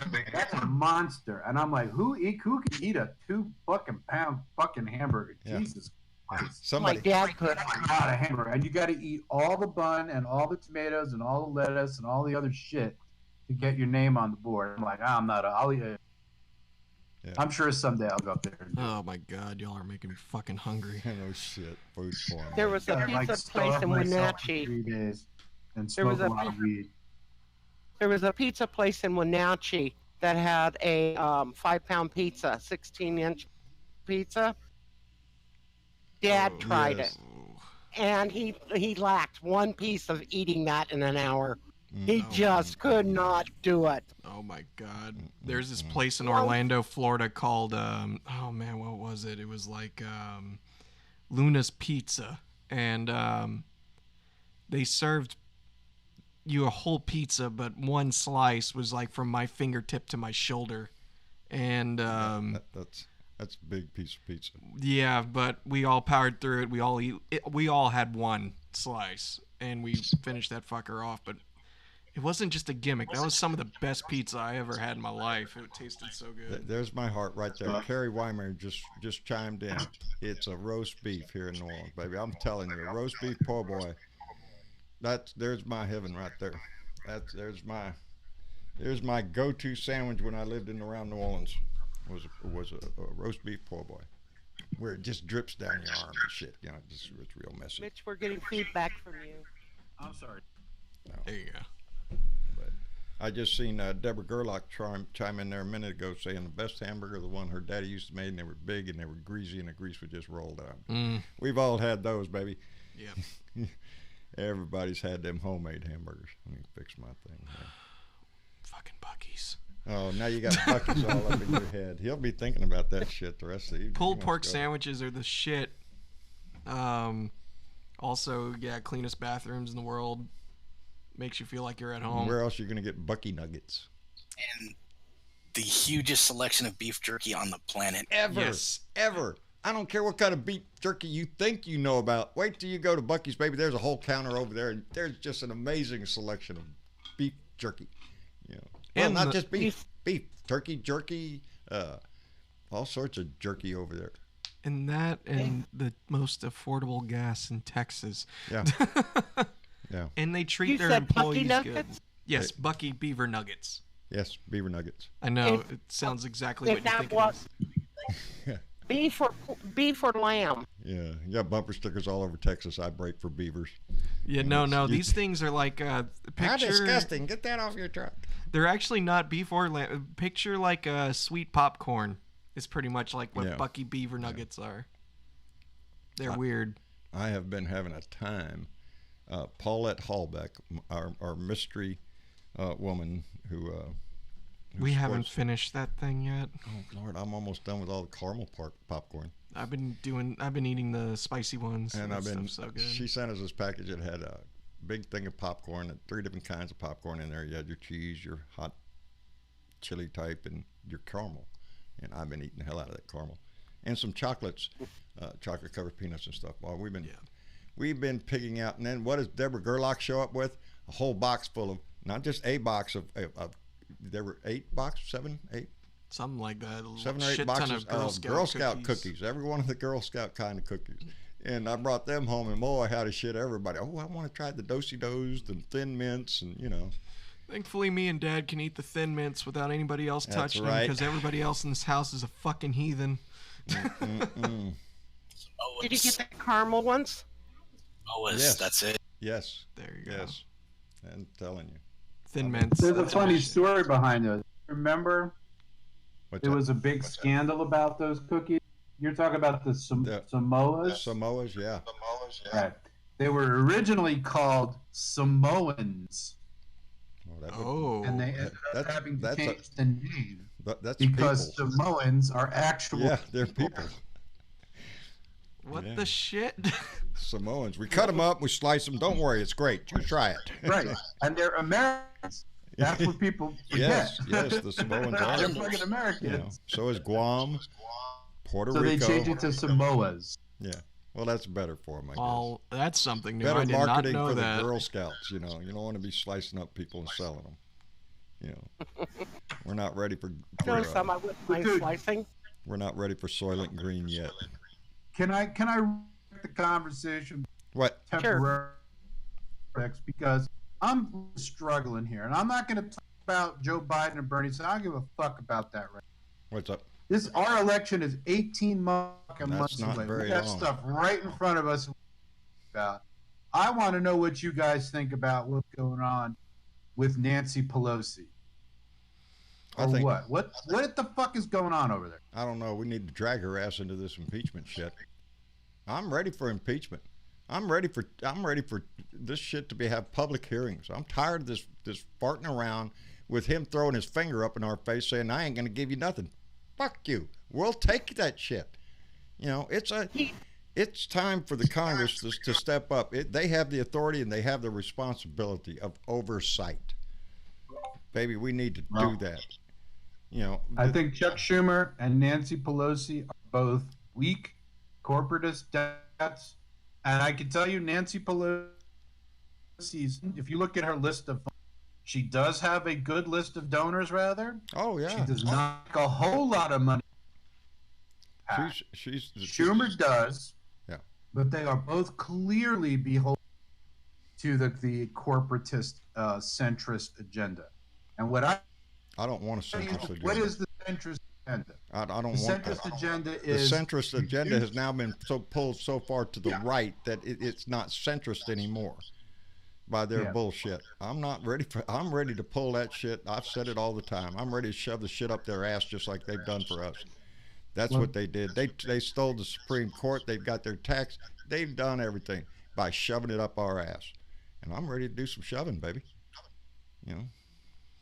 We'll just tell them it's an enema. It's for your health. Don't worry. I can understand where you're coming from, though, Mitch, because I talked to my girlfriend. We had a long talk about politics, which we normally try not to have because we're surrounded by it all the time. I mean, being a part of the show, you know, it's in the house consistently. But the amount that they get away with blatantly, you know, it's like the whole, you know, I can shoot someone on, you know, Central Avenue and get away with it. I'm actually starting to think he could.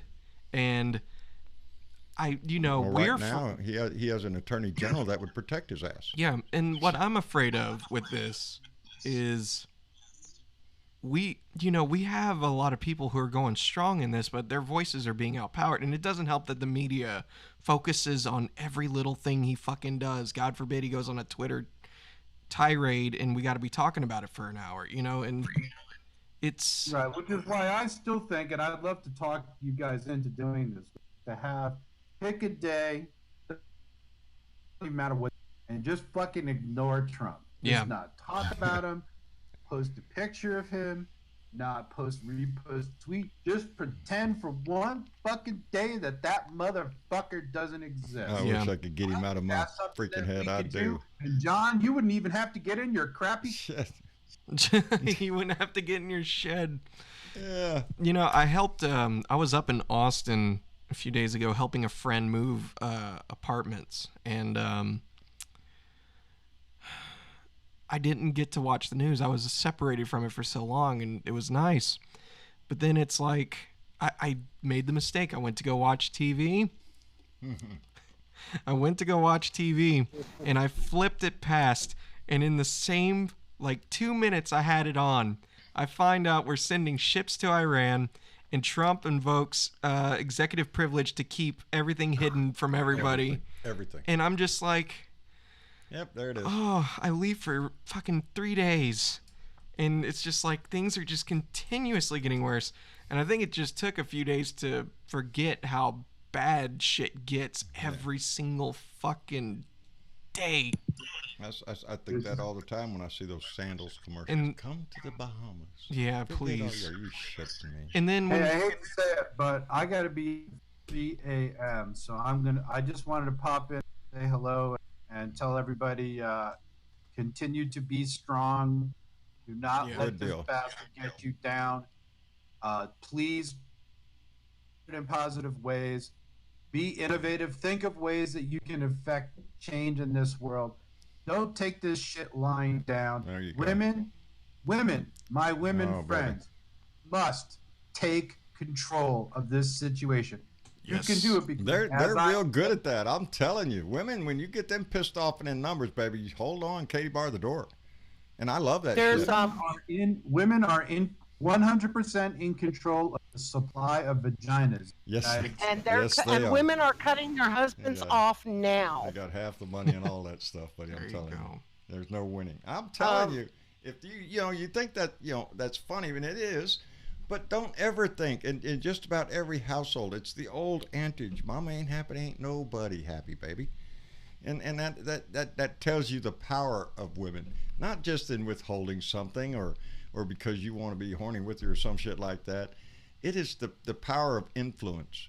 If your girlfriend and you love your girlfriend or your wife and she has certain views, well, a lot of times your views will tend to float to her way. And there's nothing wrong with that, baby. It's life. It's what it is.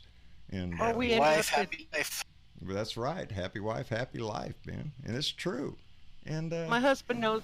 My husband knows when I'm pissed off because I burn dinner. There you go. We want to say a thank you to Witzer. Witzer donated $15. We appreciate it, buddy. Hope this helps get your thermostat. I appreciate it. It surely will. I'm telling you. You know, somebody asked me, well, how did you fix it, John? Well, I just took the damn thermostat out, tossed it on the ground, put the hose back on. Let's start the end. Let's go. That's all you can do, baby, if you ain't got one. It's not advisable in your owner's manual, but, you know, your engine won't quit just because the thermostat ain't in there. But we definitely appreciate that. Thank you so much, Witzer. Yeah, Witzer, that's Good night, Blue Dots. Take care. Good night, right, Mitch. Thanks for stopping always by. Welcome by here, bub. Thanks for your voice. Good night, Mitch. Yeah, and I was getting back to what he was talking about, the thing in Washington. Now, we've gone through all the Mueller thing, and there was him trying to interfere with an investigation. Yeah, and still during that time. Okay, now, am I crazy? But isn't he doing that same crime right now by telling people don't answer the subpoenas? Yes, that's obstruction of justice. That's what he's doing. And he's got an accomplice in William Barr. Isn't that an impeachable offense? I think both of them should be impeached. I think Trump should be impeached for all the obvious reasons, and Barr should be impeached for failure to comply with his summons, with a subpoena. He needs to be disbarred, and he will lose his arrested. Job. Jen Morgan just donated $2 through Super Chat and toss a buck in there too. Toss a buck in there too. By God, by the end of the day, we'll have a new thermostat. Truck will be just fine. Jen, thank you very much. That was very sweet of you. What year is your truck? It's a 2010, and it's paid for. As of what we're going on the second month now, I think. Yeah, I think it's the second month. Yeah, second month that this truck has been mined. So of course something went wrong. It's got a timer in it. Oh, the payments are gone. Bink, throws on a light, and something happens. But is it a Silverado? Yes, ma'am. It is a 4-door Silverado. Duramax? No, it's got a gasoline engine. It's like a 350. Oh, okay. Yeah, whatever it is, 3.5. Yeah, mine's a Duramax. You've got a Duramax. Good engine. I like how you were looking at me for an answer, and I'm like, I don't do cars, man. I know. I'm looking over at Chaz. 3.5. I don't know. It's liters nowadays. When I was growing up, they were like a 280, 350. Those were the numbers for engines. 450. Yeah, 450. If you really had a lot of money for gas, because a 450, I had one, and it will suck it right out of your wallet. It's just a vortex. Every time you hit the gas, there's a vortex of money going straight out of your wallet into that truck. I had a 1975 Lincoln Lord. Continental. Whee! That'll run a hole in the wind. When you say go, that car squats and it's gone. It's gone. Just like a Lincoln. I had a Nova to race me. And race me. I just rolled my window down, looked over him, and raised my arm up and waved bye-bye. Bye-bye. I know that feeling. So John, that's the 2013 Silverado, what, 1500, 2500? No, it's a 2010. It's a 1500 Silverado. It's blue, and it's blue for a reason, because I don't drive anything but blue trucks. That's how much of a Democrat. I got a donkey. I'm telling y'all, baby.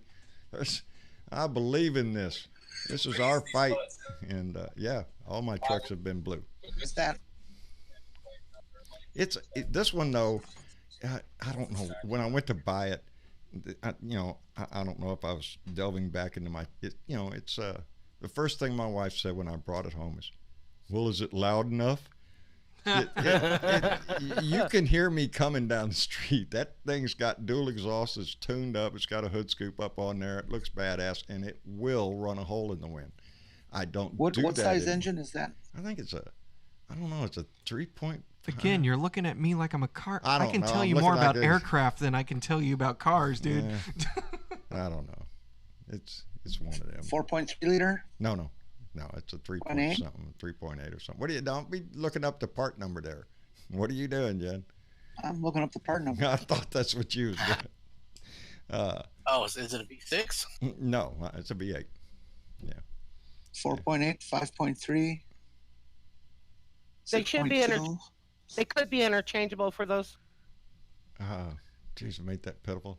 Don't know. I think it's a 3.5.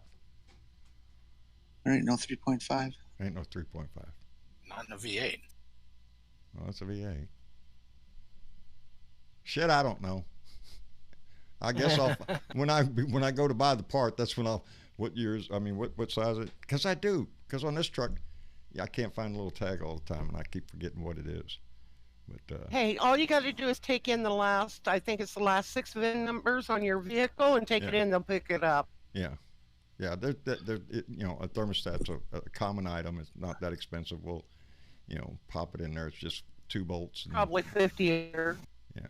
An AC Delco stat from Rock Auto is 28. Yeah. And a Stant, which is a good brand, is $9. Yeah, there you go. It's not a very expensive part.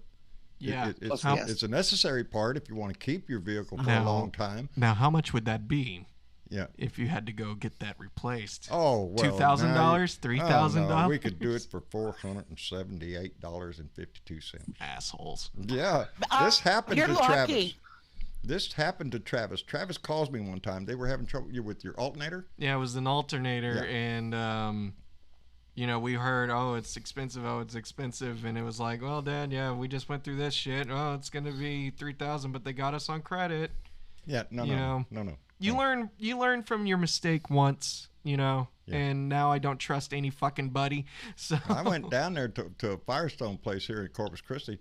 That they were down there. Yeah. Fuck Firestone. Yeah. Don't ever go to a Firestone if you can help it. He called me up, Dad. It's charged $800 something. What? You can get to that thing with 2 wrenches? Are you shitting me? So I'm on my way down there, and Travis calls me back on the way. Dad, they dropped it down to $400. I'm on my freaking way. Well, no. Here's the thing. Me? Because at that point I was really weirded out because the guy was acting super fishy. Yeah, me and he's Rose trying to screw you. Yeah, no. What happened was me and Rose, we were going to walk to the Walmart to get some groceries while you were picking us up. But then I think Rose left her wallet over there. So we're like, oh shit, we got to get the wallet. And when we were walking back, that's on the on a major road. Yeah. The guy comes running out. Oh, hey, don't worry. It's going to be a lot cheaper. Like, why are you running toward us? What the fuck did you do to our car? Yeah. Yeah. Again, you live and learn. Yeah. Not everybody's a nice person wanting to lend you a helping hand. They make money off that credit bullshit. Well, that's why, I look at Dad and tell him, dude, I'm not a car guy. I'm impressed. There's a new mechanic place down here in Corpus Christi, and it's run by a woman, and it's got all female mechanics. And baby, that's where I want to take my vehicle. You talk about somebody who's going to do a good job, because they're proud of their job. They're, that's, it shouldn't be unusual, but it is, having a female mechanic. Hell, they're just as smart as everybody else, and I've smarter. I was about to say smarter. Some would argue smarter, and I'm not going to argue that point. I have my wife's permission to say that too. So it's no, I'm telling you, baby, it's a changing world. Yeah, and you yourself, Jen. BMWs. Yeah. Yeah, you yourself, you work on cars. I can tell you how. I would, make a mistake. I make mistakes. Nobody knows everything. Oh yeah. And no. I work because it's. Could not emotionally charge somebody for my mistake. Yeah. It's just so wrong. I would be glad to refund their money, and if the car left the shop yet, I would frequently leave the new parts in there that were incorrectly or diagnosed, and I'd put in the correct stuff and charge them only for that. Yeah. Well, that's because it's the right thing to do. Yeah. Exactly. And don't we wish all businesses would work with that kind of ethic, but they don't. A lot of them out there. Especially women. A lot of mechanic shops will overcharge women just because they're women. I really like and hate is when you come in and you know exactly what you want and what you need. Oh, little lady, that's not your problem. Then they pay. That's the attitude. They patronize you. Yeah. And so I play it on. I go, well, actually, this is the part that I need for my whatever vehicle I've got, and this is the part I need, and this is Can I have it, or are you going to sit here and blow air up my ass? Yeah, there you go. There's a necessity of especially finances and stuff. If you don't have the, you're gonna get the shit done yourself, or you're gonna find the most inexpensive place to be able to do it. And but like I was saying, my experience just come from the necessity. That's why I work on my house. I can't afford somebody to come work on my house. I got to fix this shit. That air conditioner goes out. That's my tough shit. It's I always get in that discussion when they talk about renting. Sometimes I miss my rent out. Hey, landlord, the air conditioning's out. Oh, okay, I'll send somebody right over. Yeah, now my mama says, hey, the air conditioner's out. What the fuck am I going to do about this shit? It's that kind what of am I going to do now? What am I going to do now? Oh, Lordy. I got to buy a new air conditioner. I do, too. I got to buy a new window unit. I do. Yeah. It's on the list.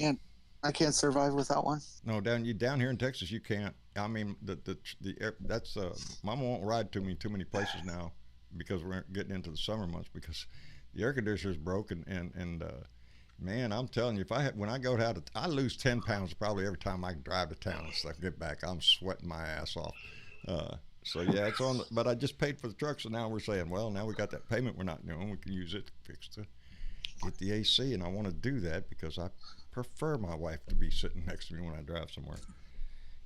Are you sure you're just not low on refrigerant? Oh no. Yeah, I put fridge. I can recharge it. Go get several cans of it's not Freon, whatever it is nowadays. If you're low on Freon, there's a reason why. Yeah, it's a leak. Because if I put 2 cans in there, it'll last me a day. So if I went back every day and got 2 cans, I'd have an air conditioner. That gets expensive, and you can't do that. Yeah, I've got a leak somewhere. And I'm afraid that when I take it in to go find it, they're going to say, well, the leak's in the compressor. Well, of course it is. It's the most expensive part of the whole freaking system. It's going to be, my fan's out on mine. Oh, shit. Yeah. Yeah, it makes it rough, baby, especially when it gets hot and you ain't got it, and all the windows are down, and everybody knows you ain't got no AC, because why would your windows be down if you did? My car air conditioner needs a new clutch, but you can't buy just the clutch. Everybody wants to sell you a compressor with a new clutch. Oh. And so I'm searching all over the country for just a bare clutch because I refuse to spend $300 when I only need to spend $50. Yeah. It's bad when you know how much the part costs, which is the position I put that Firestone place in, because prior to heading up that way, I looked up. Now, mind you, the auto parts store is right next door to him. I called up, how much is this alternator for, blah, blah, blah. He told me the price, and it was like $125. And he's charging them $800 and something. That's robbery. Well, not to mention, if you replace the compressor, you have to recover the Freon. Oh yes, that's where they get you. Recharge it, and that gets expensive. There's a fee for that. There's a fee. Yes, there is. There's a fee for everything. That's what I was talking about the other day. The poor people down here working their ass off on their life. Look at the taxes you pay, every fee you pay, all sorts of shit. There ain't nothing you do in your life you're not paying Uncle Sam some part of, or city government or state government, or whatever it is. They nickel and dime your finances to shit. And I've got a bad fuel injector, and to get it fixed, it's going to cost me $35. That's ridiculous. $3,500. That's look at the price of the car. 05 Duramax diesel crew cab. I'm telling you, I'm going to drive mine till the wheels fall off, baby. I'm going to keep this thing going. Don't even get me started on blinker fluid. I mean, come on, that shit's expensive. Yeah, blinker fluid. If you don't put blinker fluid, quit working. Man. You got to put that blinker fluid in. I was driving down the road for the first time in my life. Somebody yelled up, "Hey, Snyder, you're gonna run out of blinker fluid if you don't turn that blinker off." And I'm sitting there and I'm thinking, blinker fluid, what the fuck is that? I don't know, but Grim's over here telling me that they're gonna quit making the refrigerant they're making it now. And now we're all gonna go to what, rotary fans or some shit? Revamp. You're gonna have to revamp your old shit. Thanks, Grim. We appreciate it. We're all gonna have to die because it's gonna get too hot. We can't afford to buy it. No, I'm telling you, the technology changes, and And yeah, the nowadays you can't let that freon out. It has to be recovered and all that shit. There's EPA regulations and all that shit that you have to pay for that crap. And one of these days, we're gonna upgrade your mic stand to a shock mount so you don't keep boom, boom, boom, boom. I'm sorry, it's in the wrong place. It's in my way. Anyway, besides that, I like a good thump every once in a while. Well, we're approaching the 2-hour limit. Don't we all? That's right, we all do every once in a while. Hey, John, thank you for letting me vent tonight. Baby, you can come here and vent anytime. That's what this is about. This is, somebody told me one time, well, y'all were just talking about. Oh, shit, I'm sorry, I did it again. See what I mean? See what I fucking mean? Right, I'm leaning way back. By the way, look at there. I'm not wearing shoes today. What was it I was going to say? Somebody told me the other day some shit, and I was going to tell you all about it. Now it's done and lost it. Yeah, Ain't that some shit? Well, while you collect your thoughts, Velda, no, you have a story to tell. Everybody has a story to tell, and this is a very important thing to talk about, and we appreciate you lending your voice with us every time. That's why I love having you on the show. Yeah. It's because you have a great voice and you have a lot to say, and we need not like that Mitch fella. Yeah, no shit. But, he's gonna nail your ass to the barn door. But no, like for real, like I was thinking throughout that entire conversation, it's a sobering conversation to hear shit, that people go through and how passionate people can be over specific things. And that's why I wish people of the other side can sit for 2 seconds and actually listen. Because I think maybe if some of them could, not all, I'm not that ignorant, I'm not that naive, but I like to think maybe some of them can just sit the fuck down for a few minutes and sober up and listen to reason. That's all we have to do, baby, is care. But... Well, we try. You hope every day. But, we keep waving the pom-poms and keep after this shit because, you hope it gets through to one of them. And by the way, hi, Natalie. Tell Anthony I said hi. I'm sorry. Go ahead. It's really turning a lot of people away from him right now with that farm with the farmers. Yes. Yeah. Part of his hard-earned base. Yeah, he's got to pick up a lot of money for that shit. Yeah, but see, here's the thing. There's two brothers from Brazil that have farmlands up here in the States, and they just got $62 million of that farm bill money. Ain't that nice? The big, you're going to have Del Monte, you've got Bird's Eye, and all those big companies. They're going to get the lion's share. Yes, the small those corporations. Farmers, most people don't realize those farms are owned by corporations. The corporations are going to eat that up, and the small farmers going to be left sitting and spinning. Yes, that's exactly what's happening now. And you hear Donnie out there wanting to get another $15 billion for the farmers, and most of that money will go to corporate farms. It's the welfare that you don't see, baby, but they will scream about that food stamp. We have to pay you to eat. Are you shitting me? You're just a leech on society and all that other bullshit. As they come down here to visit in South Texas, in their big old goddamn RV that Uncle Sam helped pay for. It's how you look at it, and it's big. Yeah.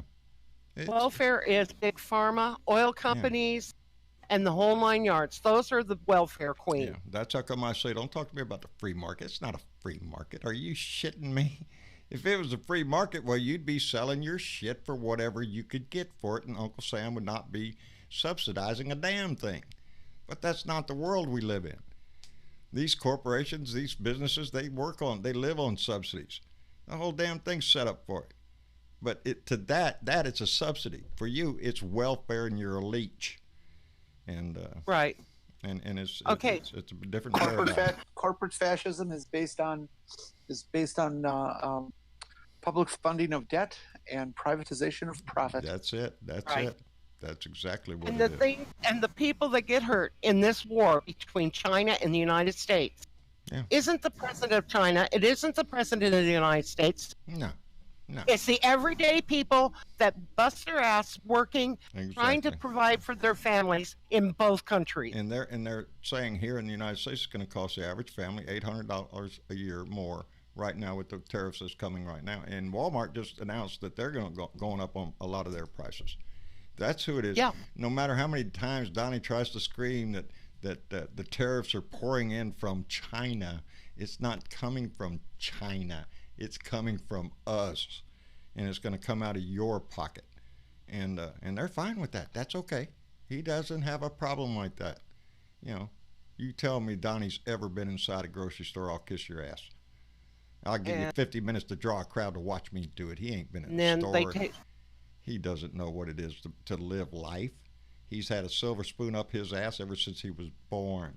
And now he's shoved one up his kid's ass. We're all expected to fall down and worship their ass because, ooh, they're presidential advisors. No, they're not. It's your daughter. Presidential yeah, that's shit awesome. charge. Yes. You don't tell me. That's, nepotism at its worst right there.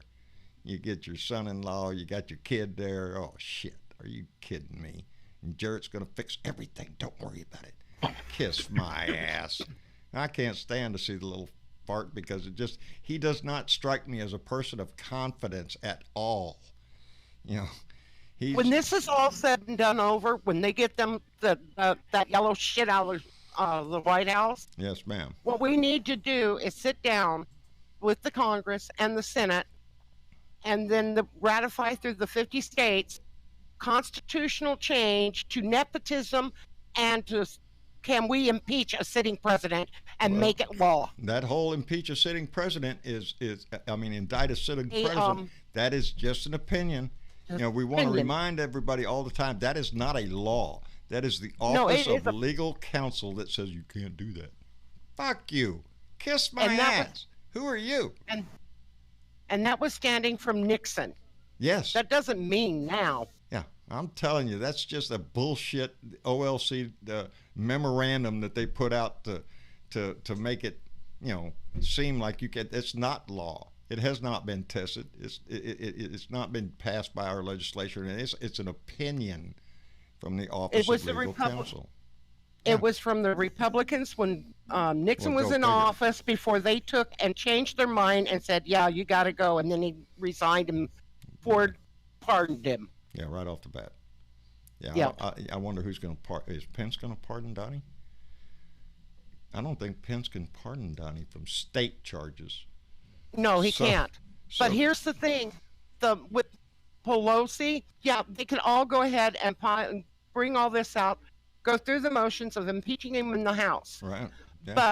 But Grim Reaper in the Senate will do nothing. No.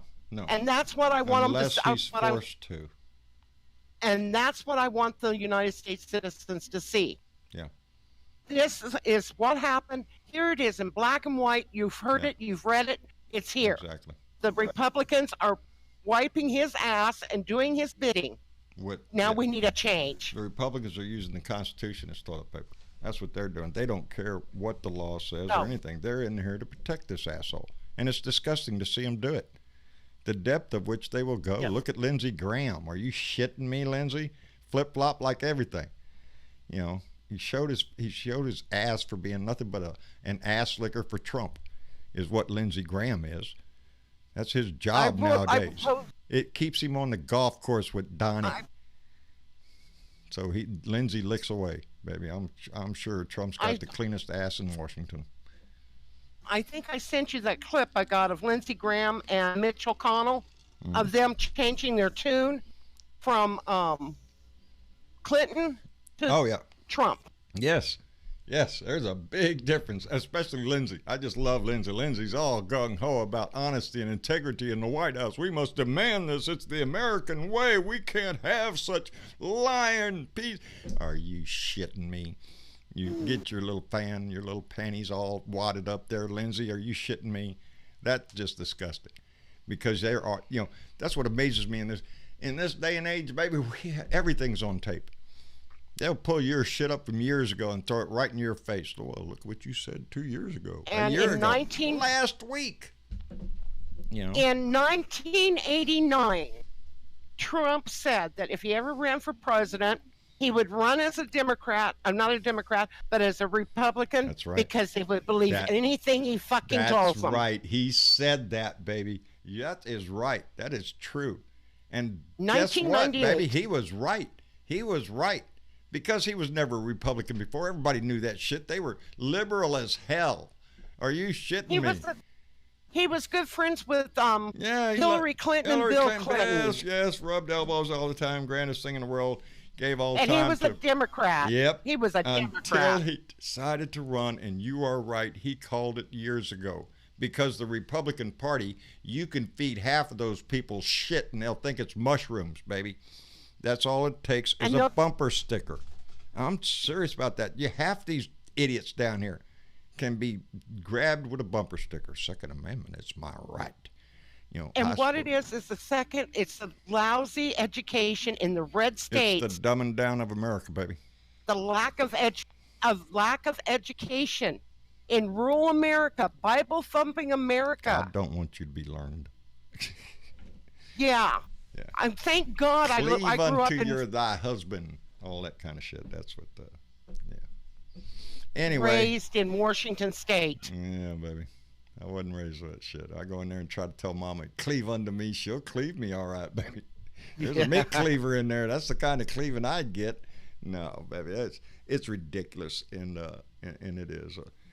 That's what they're doing in Alabama, trying to use the Bible to thump down women, baby. They call it abortion, but it don't. You look at every one of them fanatics on that side. They're all thumping that Bible, baby. Jesus said you can't do this. So anyway. For the longest time, Native American tribes, a baby wasn't a human until its first year of life. Mm-mm. Because of the death rate in infants. Well, I think it's a baby when it takes its first breath. There you go. You made it. You made it, baby. There you are. You're alive. Got a name. Give you a number too. Here's your Social Security number. Don't lose that shit. And Here we go. I don't know where they get with this heartbeat shit and this. Oh, you got screwed last night, so you're pregnant. So don't you dare do. It's ridiculous. It's degrading. It shouldn't be a fucking conversation. No, it shouldn't be a conversation for anybody in our freaking government. Anyway, I'm going to call it a night, people. I got to go in there and see my wife for a little while. I am so glad everybody stopped by tonight. I'm so glad we had great conversation. I needed it. I wanted to be reminded, and y'all did that for me. So I appreciate it tremendously. We are all in this together. We work forward. We move forward as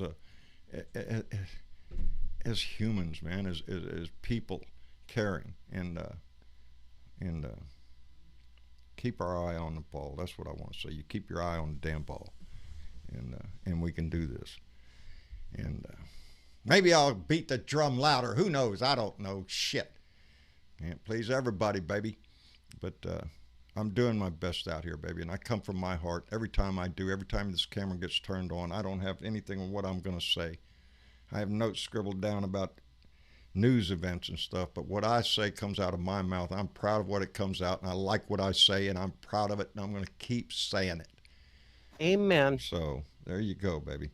That's what it is. And let others do what they will, but keep your eye on the ball. Keep informed, and know that your voice is the most important thing, and the only way it's going to change this shit in our country is if we keep raising our voice. So we want to thank all, nope, that side. See there? All our Patreon members and all those in the donations tonight. They really do. They go a long way in keeping us going and keeping us afloat, and we can't thank you enough for that.